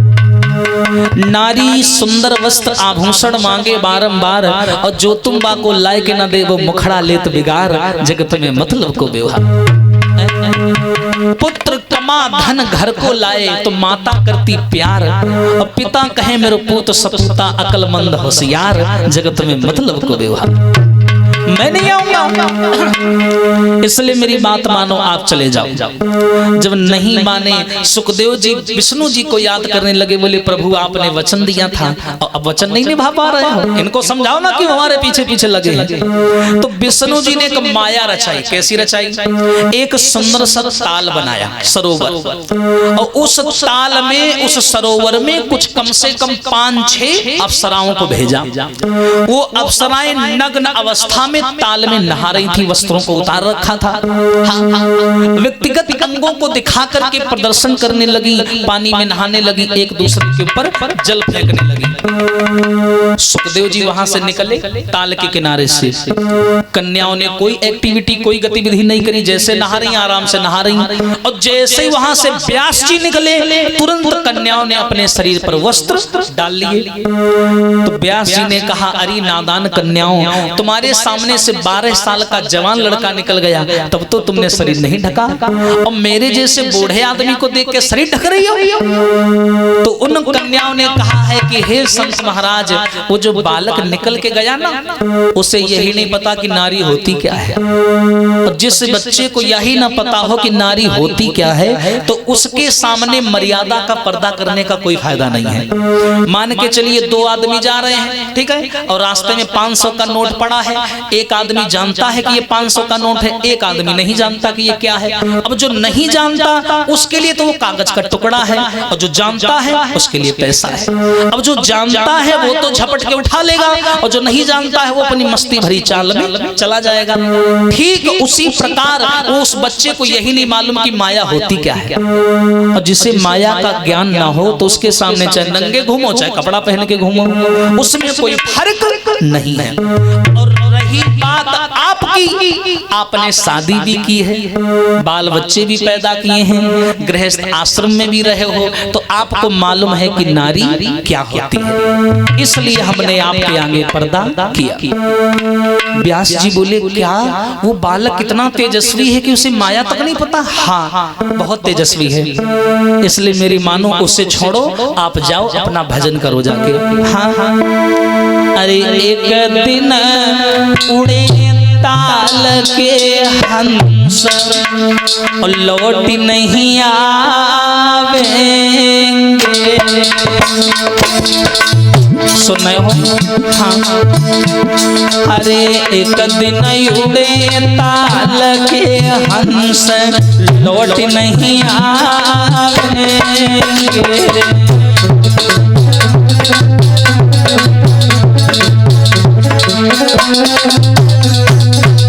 महाराज आवेंगे, लौट नहीं आवेंगे। व्यास जी एक दिन उड़े ताल के हंस लौट नहीं आवेंगे।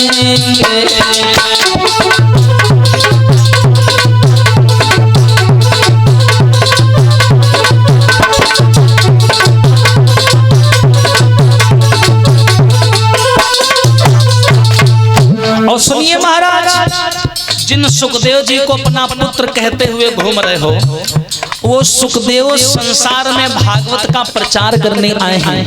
वो ना किसी के पुत्र हैं, ना किसी के भाई हैं, ना किसी के पति हैं, और ना किसी के मित्र हैं। वो संसार का कल्याण करने आए हैं, इसलिए उनको जाने दो। और मेरी बात तुम मानो क्या? अरे चल जा हंसा अमर लोक को, यहाँ कोई नहीं है अपना। अरे बेटा बेटी कुटुंब कबीरा, ये तो जग का सपना।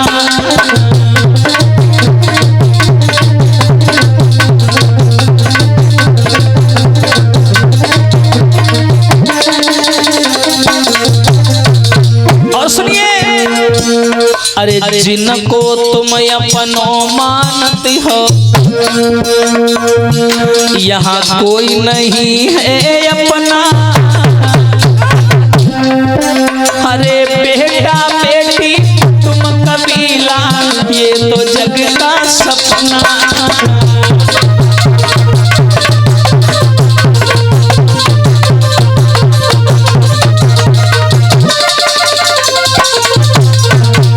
इसलिए हमारी बात मानो, चले जाओ। व्यास जी को ज्ञान हो गया, तुरंत बेचारे वहां से लौट आए। उन्होंने सुखदेव जी का पीछा नहीं किया। सुखदेव जी वहां से चले, वन में आए, एक सुंदर सी झोपड़ी बना करके रहने लगे और राम का भजन करने लगे। बोलिए सच्चिदानंद भगवान की। अब ये सुना आप लोगों ने सुखदेव जी का जन्म कैसे हुआ। अब यही सुखदेव जी गंगा किनारे जाकर के कैसे परीक्षित जी को कथा सुनाएंगे, ये चर्चा आप लोग सुनेंगे। एक बार ताली बजा करके भगवान का संकीर्तन बोले सभी लोग। अब कैसे परीक्षित जी का आगमन हुआ और कैसे परीक्षित और सुखदेव जी का मिलन कैसे हुआ, ये पावन चर्चा सुनेंगे। सभी लोग बोलेंगे भाव से। अरे हमें तो जोगिनिया बनाए गए, हमें तो जोगिनिया बनाए गए, हमें तो वैरागिनी बनाए गए।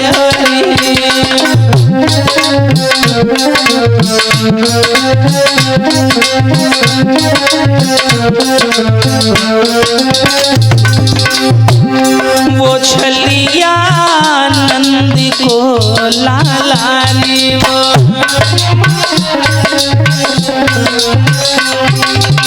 ऐसे नहीं, ताली बजाओ सब जने, लगे कथा हो रही है, जबरदस्ती धरे हो, बजाओ ताली सभी लोग। वो छलिया नंदी को लालारी,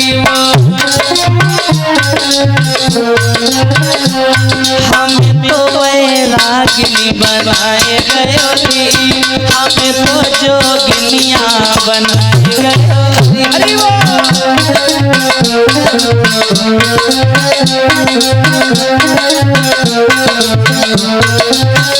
और आप तो खाओ कान्हा माखन मिश्री, आप तो खाओ कान्हा, हरी आप तो खाओ कान्हा माखन मिश्री, आप तो खाओ कान्हा। और हमें तो रूखी सूखी खवाए गए हरी, हमें तो रूखी सूखी खवाए गए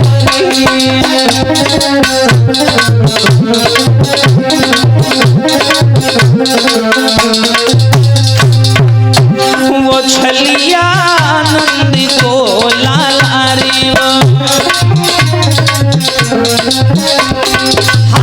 वो छलिया नंदी को लालारी, हमें तो वैरागिनी बनाए गए, हमें तो जोगिनिया बनाए गए।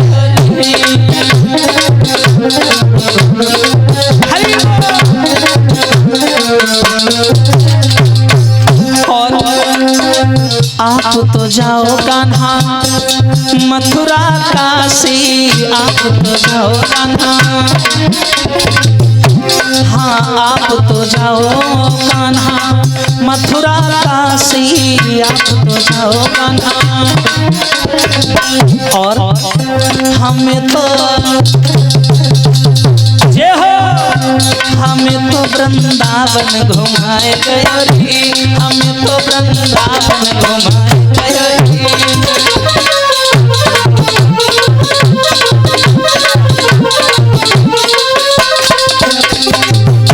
वो छलिया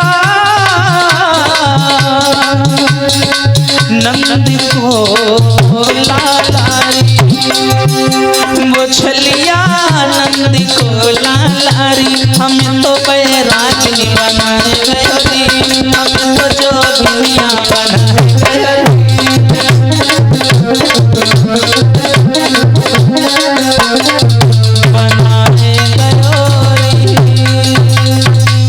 बोलिए सच्चिदानंद भगवान की।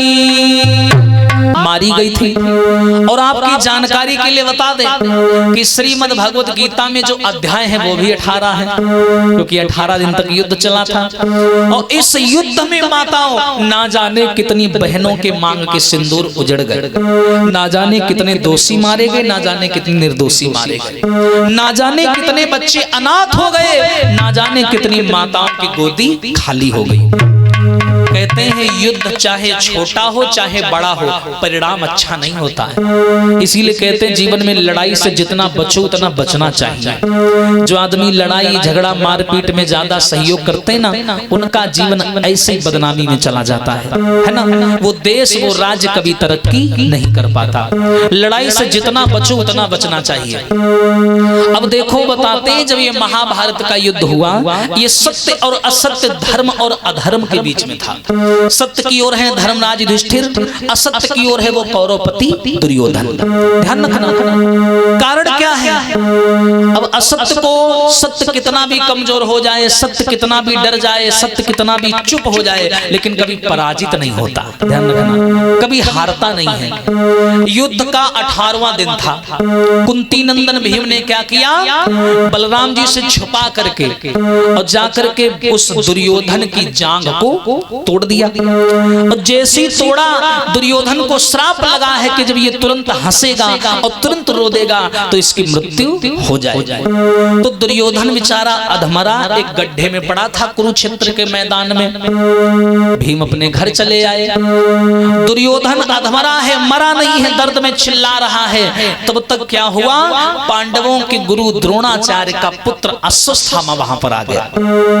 अश्वत्थामा ने देखा दुर्योधन जमीन में पड़ा है, तुरंत प्रश्न कर दिया, ए भैया दुर्योधन, तुम तो दुनिया को छोड़ के जा रहे हो, अगर जाने से पहले कोई इच्छा अधूरी रह गई हो तो हमें बता दो, हम पूरी कर दें। तो दुर्योधन जो है ना, रस्सी जल गई, टूट गई, लेकिन बल नहीं गया। दुर्योधन बोला, तुम मरती श्वासों में कहा और सुन द्रोणी के लाल, और शीश लाए देव पंडन के तो हुई जावे खुशहाल। कुछ और नहीं चाहिए। अगर तुम हमें प्रसन्न देखना चाहते हो तो पांडवों का सर काट के ले आओ। अश्वत्थामा बोला, बस इतनी छोटी बात? अरे पहले ही बता देते, पहले ही काट ले आते। दुर्योधन बोला, अगर करना चाहते हो मित्रता के नाते तो इतना कर दो, तो मैं तुम्हारा एहसान मान के मरूंगा। अश्वत्थामा बोला, ठीक है, अगर ऐसी बात है तो थोड़ी देर रुको। मैं गया और पांडवों का सर काट के लाया। चल दिया अश्वत्थामा मारने के लिए पांडवों को, लेकिन पांडवों का रक्षक कौन है? कन्हैया। और जाको राखे मोहना मारी सके ना कोई, और बाल न बांका कर सके चाहे जग बैरी होए। हाँ, जब ये मारने चला तो कन्हैया को पता चल गया कि आ रहा है अश्वत्थामा। और भगवान को पता क्यों ना चले? अरे तन की जाने मन की जाने, और जाने चित की चोरी है।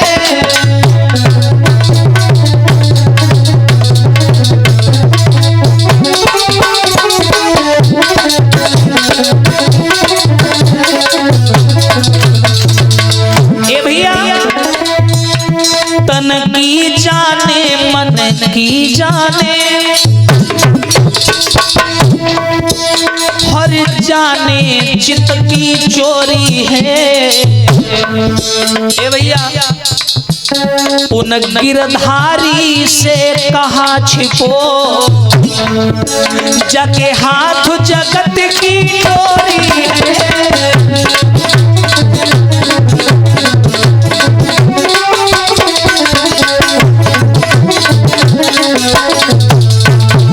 याद रखना, भगवान को मालूम पड़ गया कि अश्वत्थामा पांडवों को मारने आ रहा है। और भगवान सब जानते हैं, तन की जाने मन की जाने, जाने चित्त की चोरी। और परमेश्वर से कहा छिपो, जाके हाथ जगत की डोरी। भगवान जान गए तो भगवान ने क्या किया? पांडवों के पास आए। भगवान बोले, ऐसा करो पांडवों, आओ तुमको एक जगह लेकर के चलें, बहुत सुंदर जगह है, तुमको घुमा लाए। पांडव बोले कहाँ चलोगे? भगवान बोले इतनी लड़ाई लड़ी है, दिमाग में वही मार काट चल रही है, थोड़ा शांति चाहिए, चलो थोड़ा घुमा लाते हैं, भ्रमण करा लाते हैं। तो पांडवों को लेकर के कन्हैया चल दिए। अब घर में कौन कौन बचा? घर तो था नहीं, क्योंकि दुर्योधन ने कह दिया था कि मैं पांडवों को सुई की नोक के बराबर भी जमीन नहीं दूंगा। तो ये पांडव जितने थे भैया, ये ऊसर में रहा करते थे। जमीन जो खाली पड़ी थी उसी में तंबू डाल करके रहा करते थे ये लोग। कन्हैया तो पांडवों को लेके चले गए। अब तंबुओं में कौन बचा? मैया द्रौपदी और द्रौपदी के 5 पुत्र, इतने लोग बचे। कन्हैया लेकर के चले किसको? पांडवों को। एक ऐसी जगह आए जहां देखा कि एक सुंदर सी लकड़ी है, गोल गोल, और उस लकड़ी के ऊपर एक कटा हुआ सर रखा है, कटा हुआ सर। और ये कटा हुआ सर कोई और नहीं था, ये वही आजकल जो खाटू श्याम के नाम से विख्यात हैं, जो आप लोग दर्शन करने जाते हो, ये वही थे। जब कटे हुए सर को देखा तो एकदम से पांडवों ने प्रश्न किया, हे केशव, ये सर कौन है? इसके नेत्र जगमगा रहे हैं, ऐसा लगता है जैसे ये जीवित है। भगवान कन्हैया बोले, पांडवों, इस सर को साधारण समझने की भूल मत कर देना, इस सर को साधारण मत समझिएगा, ये वीर बर्बरीक है। ध्यान रखना, वीर बर्बरीक है, और ये ऐसा एकमात्र वीर है जो पूरी पांडव बिरादरी को नष्ट कर सकता था, पूरे पांडवों का विनाश कर सकता था। लेकिन हे पांडवों, तुम्हारे पीछे ये कन्हैया बदनाम है, इतना याद रखना। अब बिल्कुल सत्य बात है, कन्हैया पांडवों की वजह से कितनी बार गलत गलत जगह फंस गए, जो नहीं करना वो भी करना पड़ा, बर्बरी का शरीर छीनना पड़ा भगवान को। कन्हैया बोले, पांडवों, ये जो सर कटा हुआ रखा है ना, इसने पूरी महाभारत को 18 दिन तक देखा है। पांडव बोले, अच्छा? हाँ, इसने पूरी महाभारत को देखा है, इसे एक एक चीज मालूम है। उस सर ने कन्हैया को प्रणाम किया, आइए केशव, कैसे आना हुआ? भगवान बोले, बस ऐसे चले आए आपसे मिलने के लिए। पांडव बोले, क्यों, आपने महाभारत देखी है? वीर बर्बरीक बोला, हाँ, मैंने पूरी महाभारत अपनी आंखों से देखी है।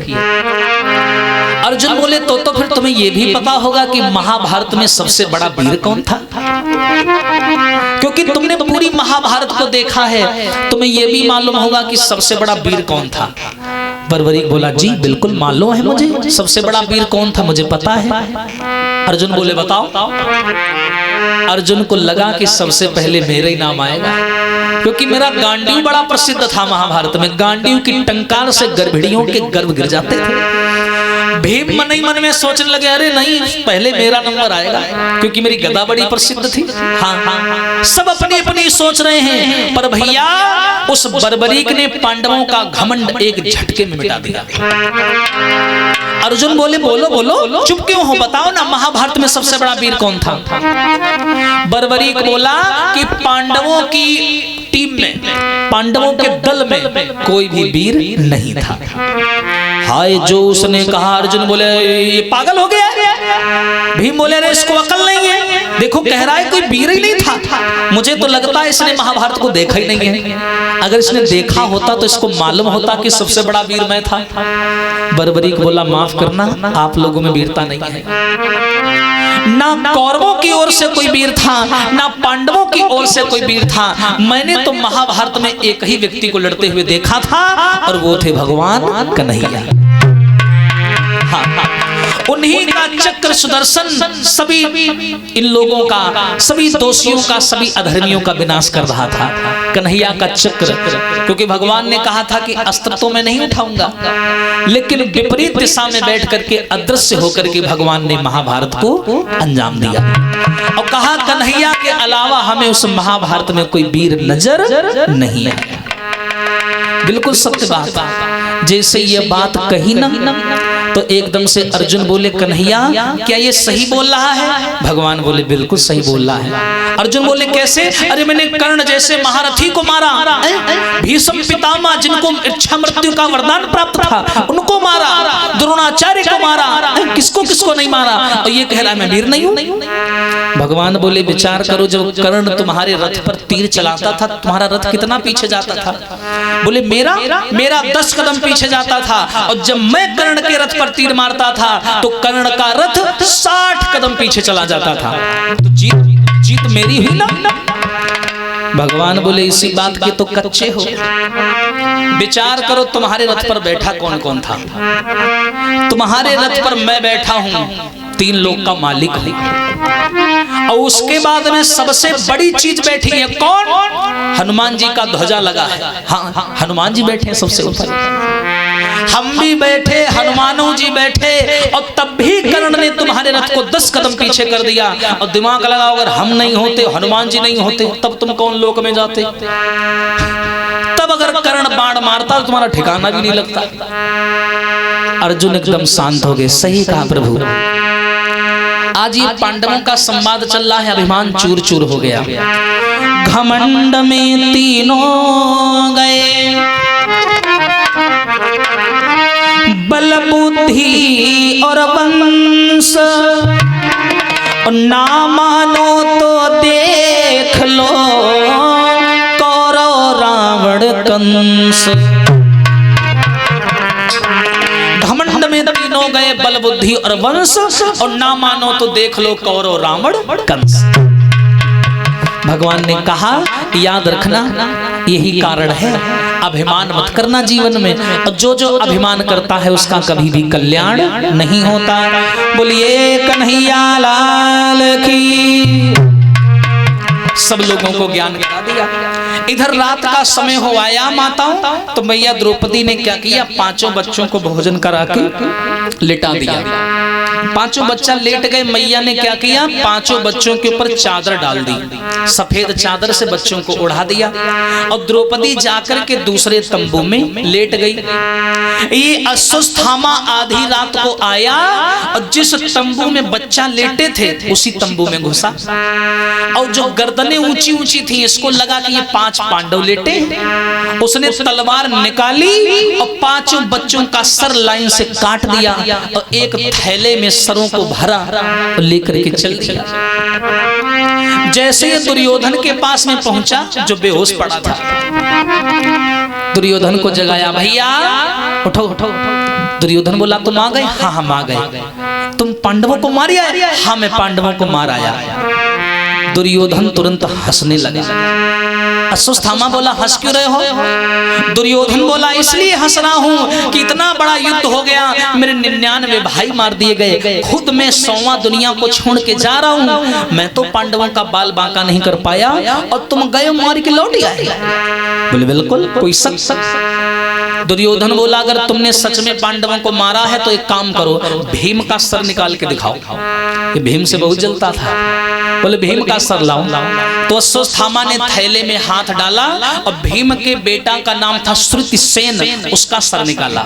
मोटा सगड़ा सर था, बाप इतना मोटो तगड़ो तो हाँ। तो जैसे ही सर बाहर निकाला और दुर्योधन को दिया, दुर्योधन ने दुश्मनी के भाव से उस सर को दबाया, और दुर्योधन का शरीर वज्र का था, पत्थर का, और जो दुर्योधन ने दबाया तो वो सर टमाटर की तरीके से फट गया। और जैसे सर फटा, दुर्योधन चिल्लाने लगा नहीं, ये पांडवों का सर नहीं है, नहीं है। अश्वत्थामा बोला क्यों नहीं है? ये पांडवों का सर है। दुर्योधन बोला पांडवों का सर कोई तितली का पंख थोड़ी ना जो छूने से टूट जाएगा। हाँ, हाँ। उसी जगह वहां पर आग जलाई गई, अंधेरा था ना, थोड़ी रोशनी की गई, पूरा थैला जितना भी था थैला निकाला गया, सारे सर को निकाल के लाइन से रखा गया। जब आग जलाई गई तो देखा दुर्योधन ने कि पांडव तो नहीं है, बल्कि पांडवों के बच्चों के सर पड़े हैं। पहले दुर्योधन हंसा था, फिर तुरंत रोने लगा, बोला अरे अश्वत्थामा मेरी दुश्मनी तो पांडवों से थी, तूने इन बच्चों को क्यों मारा? अरे सम्मान नहीं दे सकता था तो मरने से पहले कम से कम मेरे माथे ये कलंक तो न लगा था।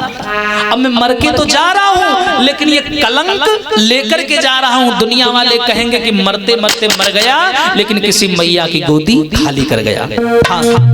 और समाज में कलंक बहुत बुरा होता है। कोई ठोकर से गिर जाता है तो उसे कोई न कोई उठाता है।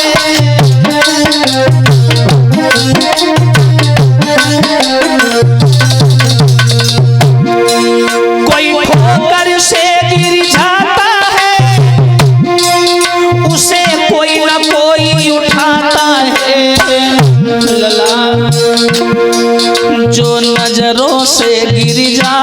है उसे कोई उठा नहीं पाता है।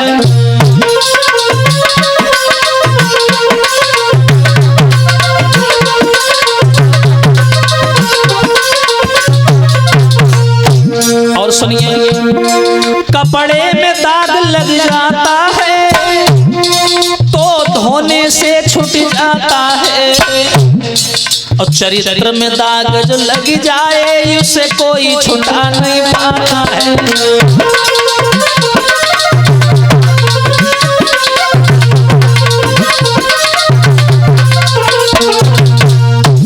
दुर्योधन ने तुरंत रोना शुरू कर दिया। पहले हंसा फिर रोया, तुरंत दुर्योधन के प्राण पखेरु निकल। अब अश्वत्थामा ने पांचों बच्चों का सर वही मिट्टी में दबा दिया और चुपचाप नंगे पैरों भाग पड़ा वहां से। इधर सवेरा हुआ, और जो सवेरा हुआ मैया द्रौपदी अपने तंबुओं में जगी। माँ ने सोचा लाओ जाते हैं बच्चों को जगाते हैं, मेरे बच्चा सो रहे होंगे। पर उस मैया को नहीं पता कि मेरे साथ क्या हो चुका है। हाय, जैसे ही द्रौपदी उस तंबू के अंदर घुसी तो देखा कि जो सफेद चादर उसने उड़ाई थी ना, वो लाल पड़ गई, लाल। सारे तंबू में चारों ओर खून ही खून दिखाई दे रहा है। मां डर गई, और जैसे मैया ने झपट करके चादर को हटाया तो देखा बच्चों के धड़ पड़े हैं लेकिन सर गायब है।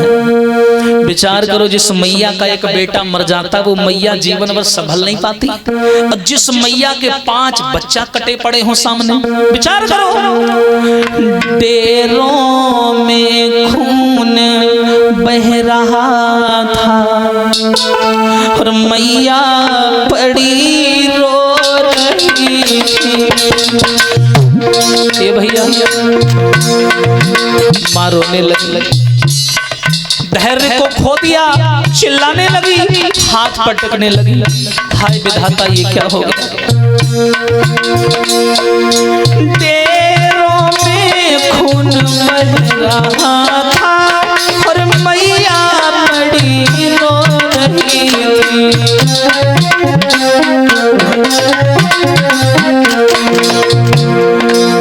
और द्रौपदी बाल बिखराए हुए पेटन पर पड़ी रो रही थी।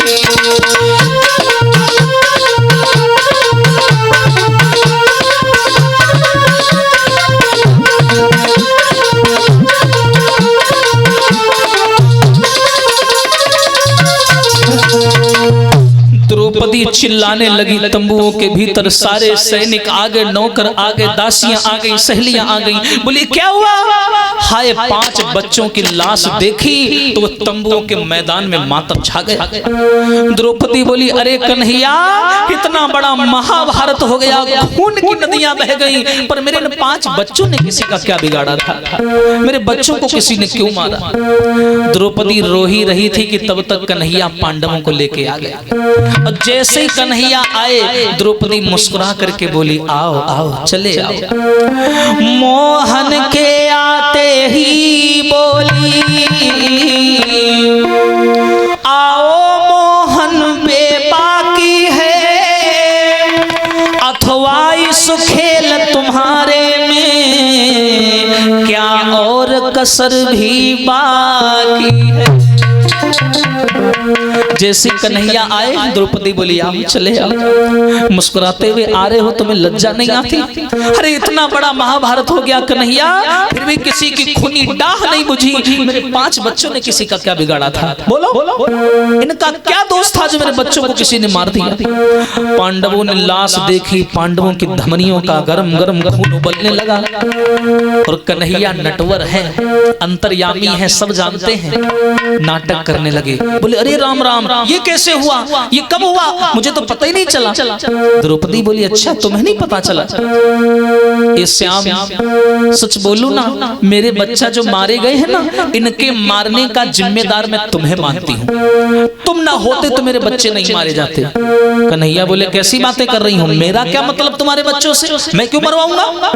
द्रौपदी बोली याद करो, तुम ही तो कहते हो मेरी सत्ता के बिना और हे प्रभु मंगल मूल, अब पत्ता तक हिलता नहीं और खिले न एक फूल। धर्म शास्त्रों में, धर्म ग्रंथों में ये ब्राह्मण बताते हैं, मेरी सत्ता के बिना हे प्रभु मंगल मूल, और पत्ता तक हिलता नहीं, खिले ना एको फूल। जब संसार में बिना आपकी मर्जी के पत्ता नहीं हिलता, तो बिना आपकी मर्जी के मेरे बेटा कैसे मारे गए? है तुम्हारे पास जवाब? कन्हैया बोले, इतना बड़ा दोष नहीं है जितना बड़ा क्रोध कर रही हो तुम। अगर ऐसी बात है तो जिसने भी मारा है हम उसे दंड देंगे, चाहे वो कोई भी हो। द्रौपदी बोली, बस दंड देंगे, लड़ाई झगड़ा करवा लो तुमसे, और आता क्या है तुम्हें? हाँ। इसके अलावा श्याम, कभी तुमने एक माँ की ममता को जाना है कि माँ की ममता कितनी विलक्षण होती है? मैया की ममता कैसी है ये बाँझ लुगाई क्या जाने। कन्हैया जाके नए पाँव बिमाई गई, हाय पीर पराई क्या जाने।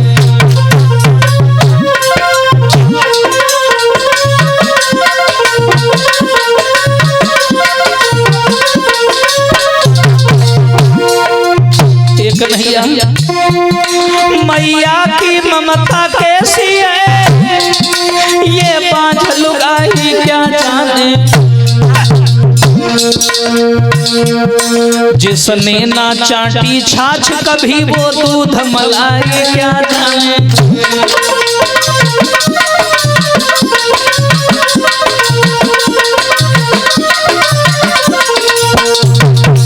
मेरे 5 बच्चा मारे गए और मेरे बच्चों के मरने का जिम्मेदार मैं तुम्हें मानती हूँ श्याम। अगर तुम चाह लेते तो इतना बड़ा महाभारत नहीं होता। अरे तू तो निर्दयी है, बेदर्दी है, तेरे दिल नहीं है। मैं मुझे तो ये लगता है कितनी माताएं रो रही थी जब महाभारत विराम हुआ, कितनी विधवा औरतें अपने पति की लाश घुटनों में धरे रो रही थी। तुझे उनका दर्द नहीं दिखाई दिया? तो इस माँ का दर्द तुझे कहाँ से दिखाई देगा? तू खुद अपनी मैया को रोता हुआ वृंदावन में छोड़ आया तो तुझ दूसरों का दर्द कहां से जानेगा? भगवान कन्हैया बोले, सही कह रही हो, सही कह रही हो। तुम्हारी वजह से संसार में बदनाम हो गया मैं। सबको मालूम है कि मैंने वचन दिया था कि मैं अस्त्र नहीं उठाऊंगा, फिर भी संत ऋषि ब्राह्मणों ने पूरे आर्यावर्त में गा दिया कि कन्हैया ने ही महाभारत करवाया। बदनाम हुआ ना मैं तुम्हारे लिए। जगह जगह तुम्हारे आगे खड़ा होकर के मैंने तुम्हारी रक्षा की। जात पात का बिंदु अपने मत्थे मड़ लिया, लेकिन तुम्हारे ऊपर आंच नहीं आने दी। वो आज तुम आरोप लगा रही। एकदम से अर्जुन आगे बढ़े, बोले, श्याम एक बार उसका नाम बता दो, है कौन? नाम बताओ। वो कहीं भी पाताल में भी छुपा होगा, खींच करके लाएंगे उसे। एकदम से कहा कि देखो पांडवों, कोई और नहीं है, वो तुम्हारे ही गुरु का लड़का है, नाम है अश्वत्थामा। हाय, जो अश्वत्थामा का नाम सुना तो अर्जुन आगे बढ़े, बोले, द्रौपदी अर्जुन बोले, ठहरो भद्रे, मैं अभी नीच को लाऊंगा, मैं अपना वचन निभाऊंगा, या मुख नहीं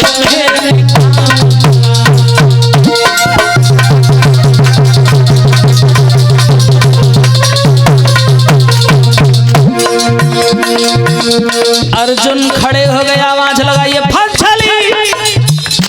चिंता मत करो, उसका नाम मालूम पड़ गया है हमें, अब वो कहीं भी छुपा होगा। अर्जुन बोले, ठहरो भद्रे, मैं अभी नीच को लाऊंगा, मैं अपना वचन निभाऊंगा, या मुख नहीं तुम्हें दिखाऊंगा।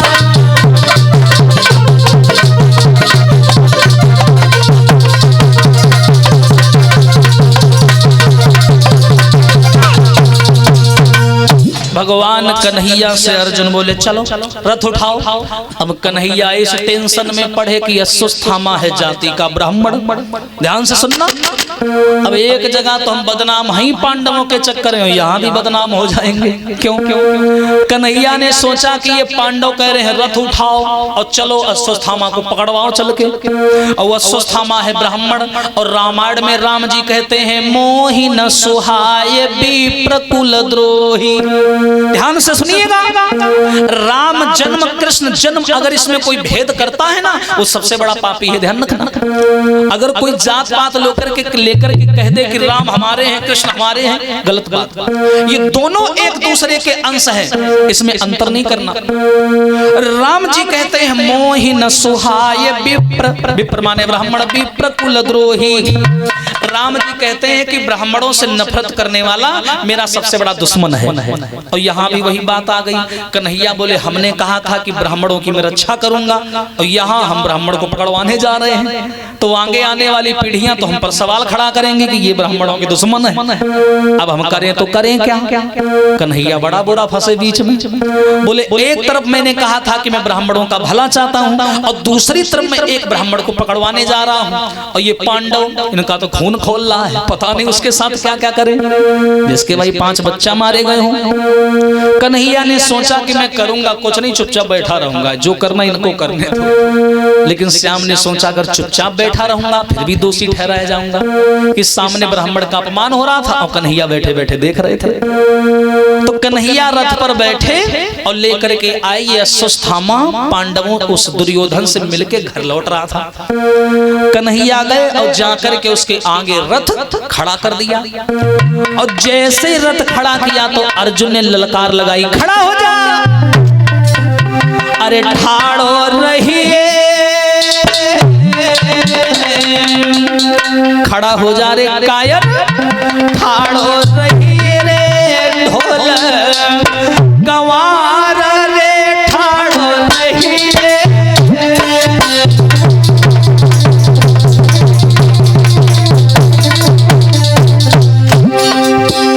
अरे खड़ा हो जा कायर,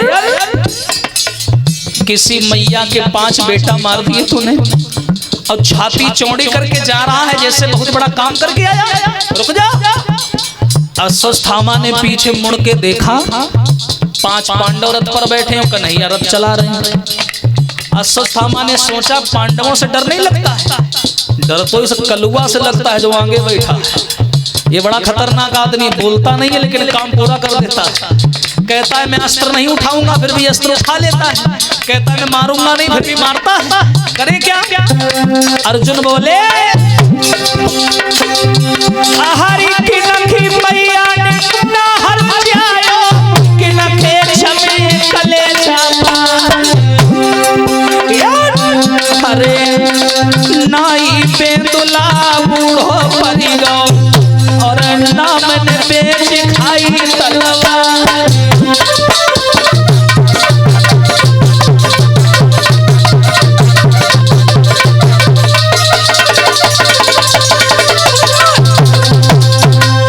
एकदम से अर्जुन ने आवाज लगाई, खड़ा हो जा। भैया अश्वत्थामा ने पीछे मुड़ के देखा, तुरंत अर्जुन नीचे रथ के उतरे और वही अपने बाण 5-5 रुपया वाले निकाल के मारन लगे। और जो ही मारन लगे अश्वत्थामा बोलो ठीक 100 सुनार की और जाए 1 ले लो हार की। उसने अपना ब्रह्मास्त्र निकाल लिया, और जो ब्रह्मास्त्र निकाल करके मारा अर्जुन के ऊपर। अब अर्जुन बेचारे तरकस में बाण ढूंढे, किसके तोड़ का बाण निकालना चाहिए। भाई ब्रह्मास्त्र आ रहा है सामने से। कन्हैया बोले होएगा काम, तुम हमारे भरोसे आओ बस। हाँ, कन्हैया जान गए कि इनको हमारे अलावा कोई नहीं बचा पाएगा।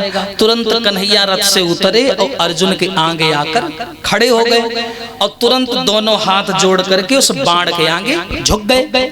और जैसे ही झुके तो ब्रह्मा जी सोचने लगे जब 3 लोग का मालिक झुक गया मेरे आगे, तो मेरी क्या औकात है कि हम आगे चले जाएं। तो बाण जो था वो सीधे जाकर के कन्हैया के पैरों में गिर गया।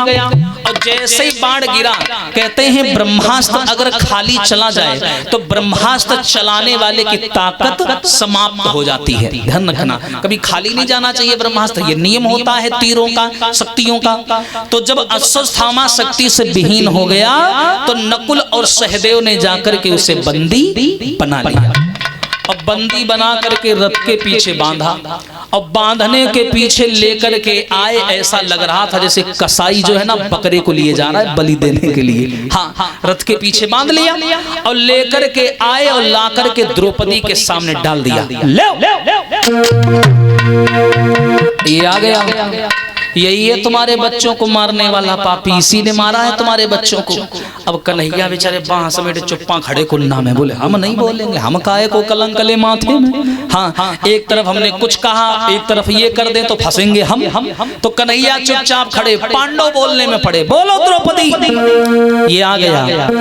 मार दिया जाए या छोड़ दिया जाए, अरे बोल द्रौपदी साथ इसके क्या किया जाए। मार दिया जाए या छोड़ दिया जाए, बोल द्रौपदी साथ इसके क्या किया जाए।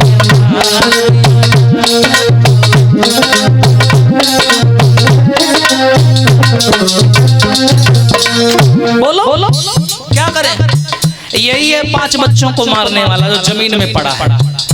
बता बैरी के साथ क्या कर डालूं, क्या करके तेरा दिल भर डालूं। बता बैरी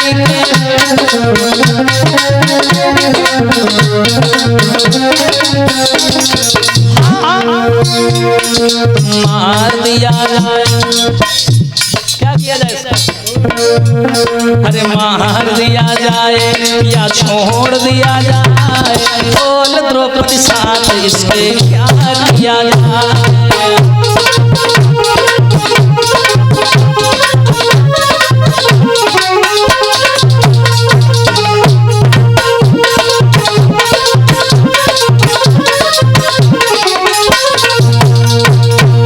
बताओ क्या करें इसके साथ में। अब द्रौपदी बेचारी कोने में बैठी रो रही थी। अगर यहाँ कोई दूसरी नारी होती और अश्वत्थामा को पाए जाती तो नरी में दांत लगाती, हाँ तुरते मारन दौर पड़ती। लेकिन बेचारी द्रौपदी ने कोई गलत शब्द नहीं बोला। द्रौपदी खड़ी हुई बोली महाराज इसको पकड़ के क्यों लाए हो। अर्जुन बोले अरे तुम्हें तो खुश होना चाहिए, यही है जिसने हमारे बच्चों को मारा है अश्वत्थामा। अब तुम बताओ मारे क्या करें, बताओ जो कहोगी वही करेंगे।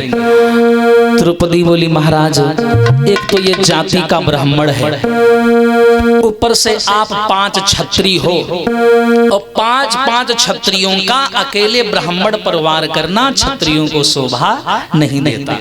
हाँ सुनने, इसलिए आप लोग क्रोध ना करो। बोले अच्छा ये क्रोध करता है तो जायज है, हम करें तो नाजायज है, ये कहाँ की बात है। बोले महाराज आप 5 क्षत्रिय हो, ये अकेला ब्राह्मण है, और अगर आपने इस ब्राह्मण को मार दिया तो आपको 1000 गौएं मारने का पाप लगेगा। अर्जुन बोले हाँ जे बढ़िया है, इनकी जिंदगी हम लोग तो बेकार है, इन्हें मार दो पाप लगेगा, हमारी जिंदगी नहीं है। ये कहाँ का नियम है, ये सब नहीं चलेगा। हाँ।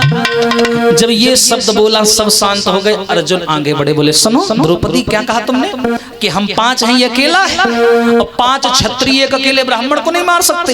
अरे उस दिन तुम्हारा नियम कहाँ चला गया था जब महाभारत के मैदान में 7 महारथियों ने मेरे एक अकेले बेटा अभिमन्यु को घेर करके मार दिया था। तब तुम्हारा नियम कहाँ चला गया था।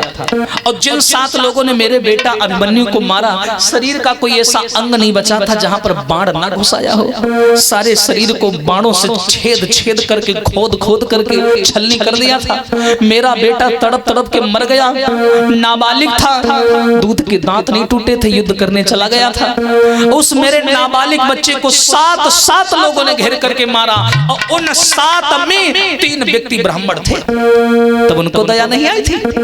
अरे इन ब्राह्मणों को समझाइए क्या ये गहना है रजपूतों का और जो पहना जाता है रण में, अपराध क्षमा हो महामुने और चाहिए शांति ब्राह्मण में।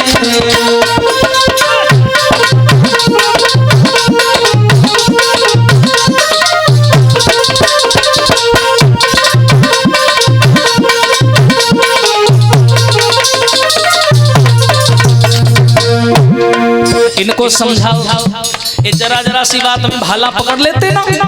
इनको समझाओ कि तुम्हारा स्थान मंदिरों में है, आश्रमों में है, युद्ध का मैदान क्षत्रियों के लिए बना है, तुम वहां क्यों कूद जाते हो बीच में है? ये कहना है रजपूतों का, अरे जो पहना जाता है रण में, अपराध क्षमा हो महामुने, चाहिए शांति ब्राह्मण में।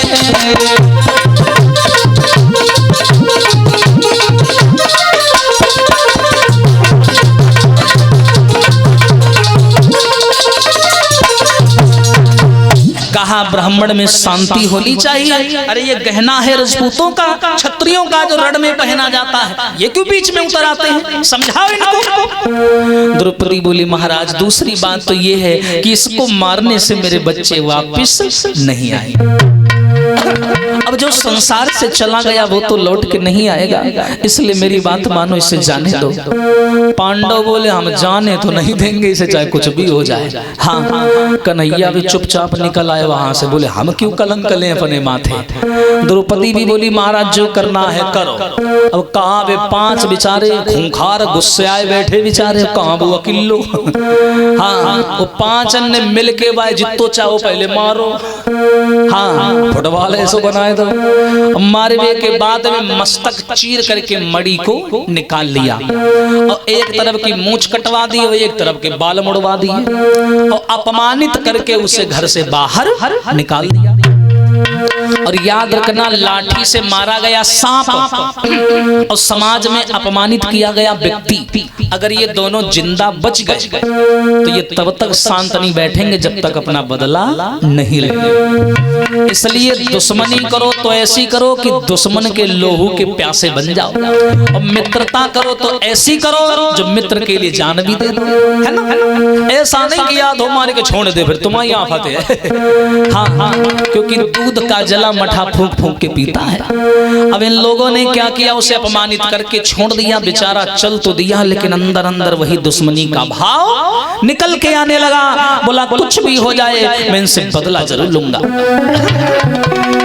उसके अंदर का गर्व नहीं गया, लेकिन एक बात और याद रखना, अरे गर्व कियो सोई हारो मेरे भैया, गर्व कियो सोई हारो, अरे गर्व कियो सोई,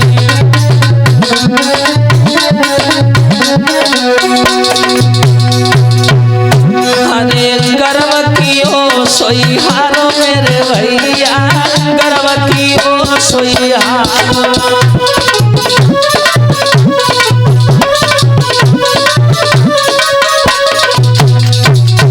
देखो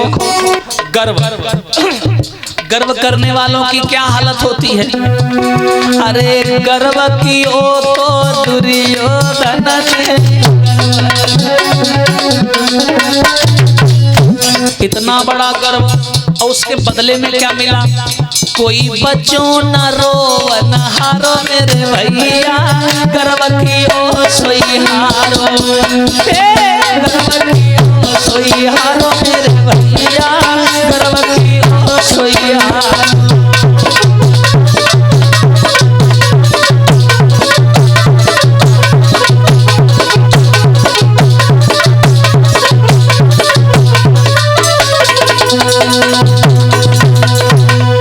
अभिमान होकर के ये वहां से चल दिया, बोला मैं अपना बदला जरूर लेंगे।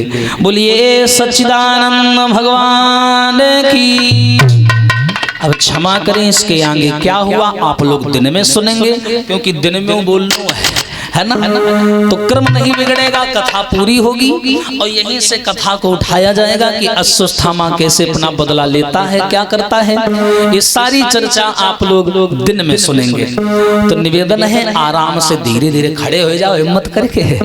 हाँ, और आरती जला ले परीक्षित महाराज, धीरे खड़े हो गिर परियो कुल देल के चपके।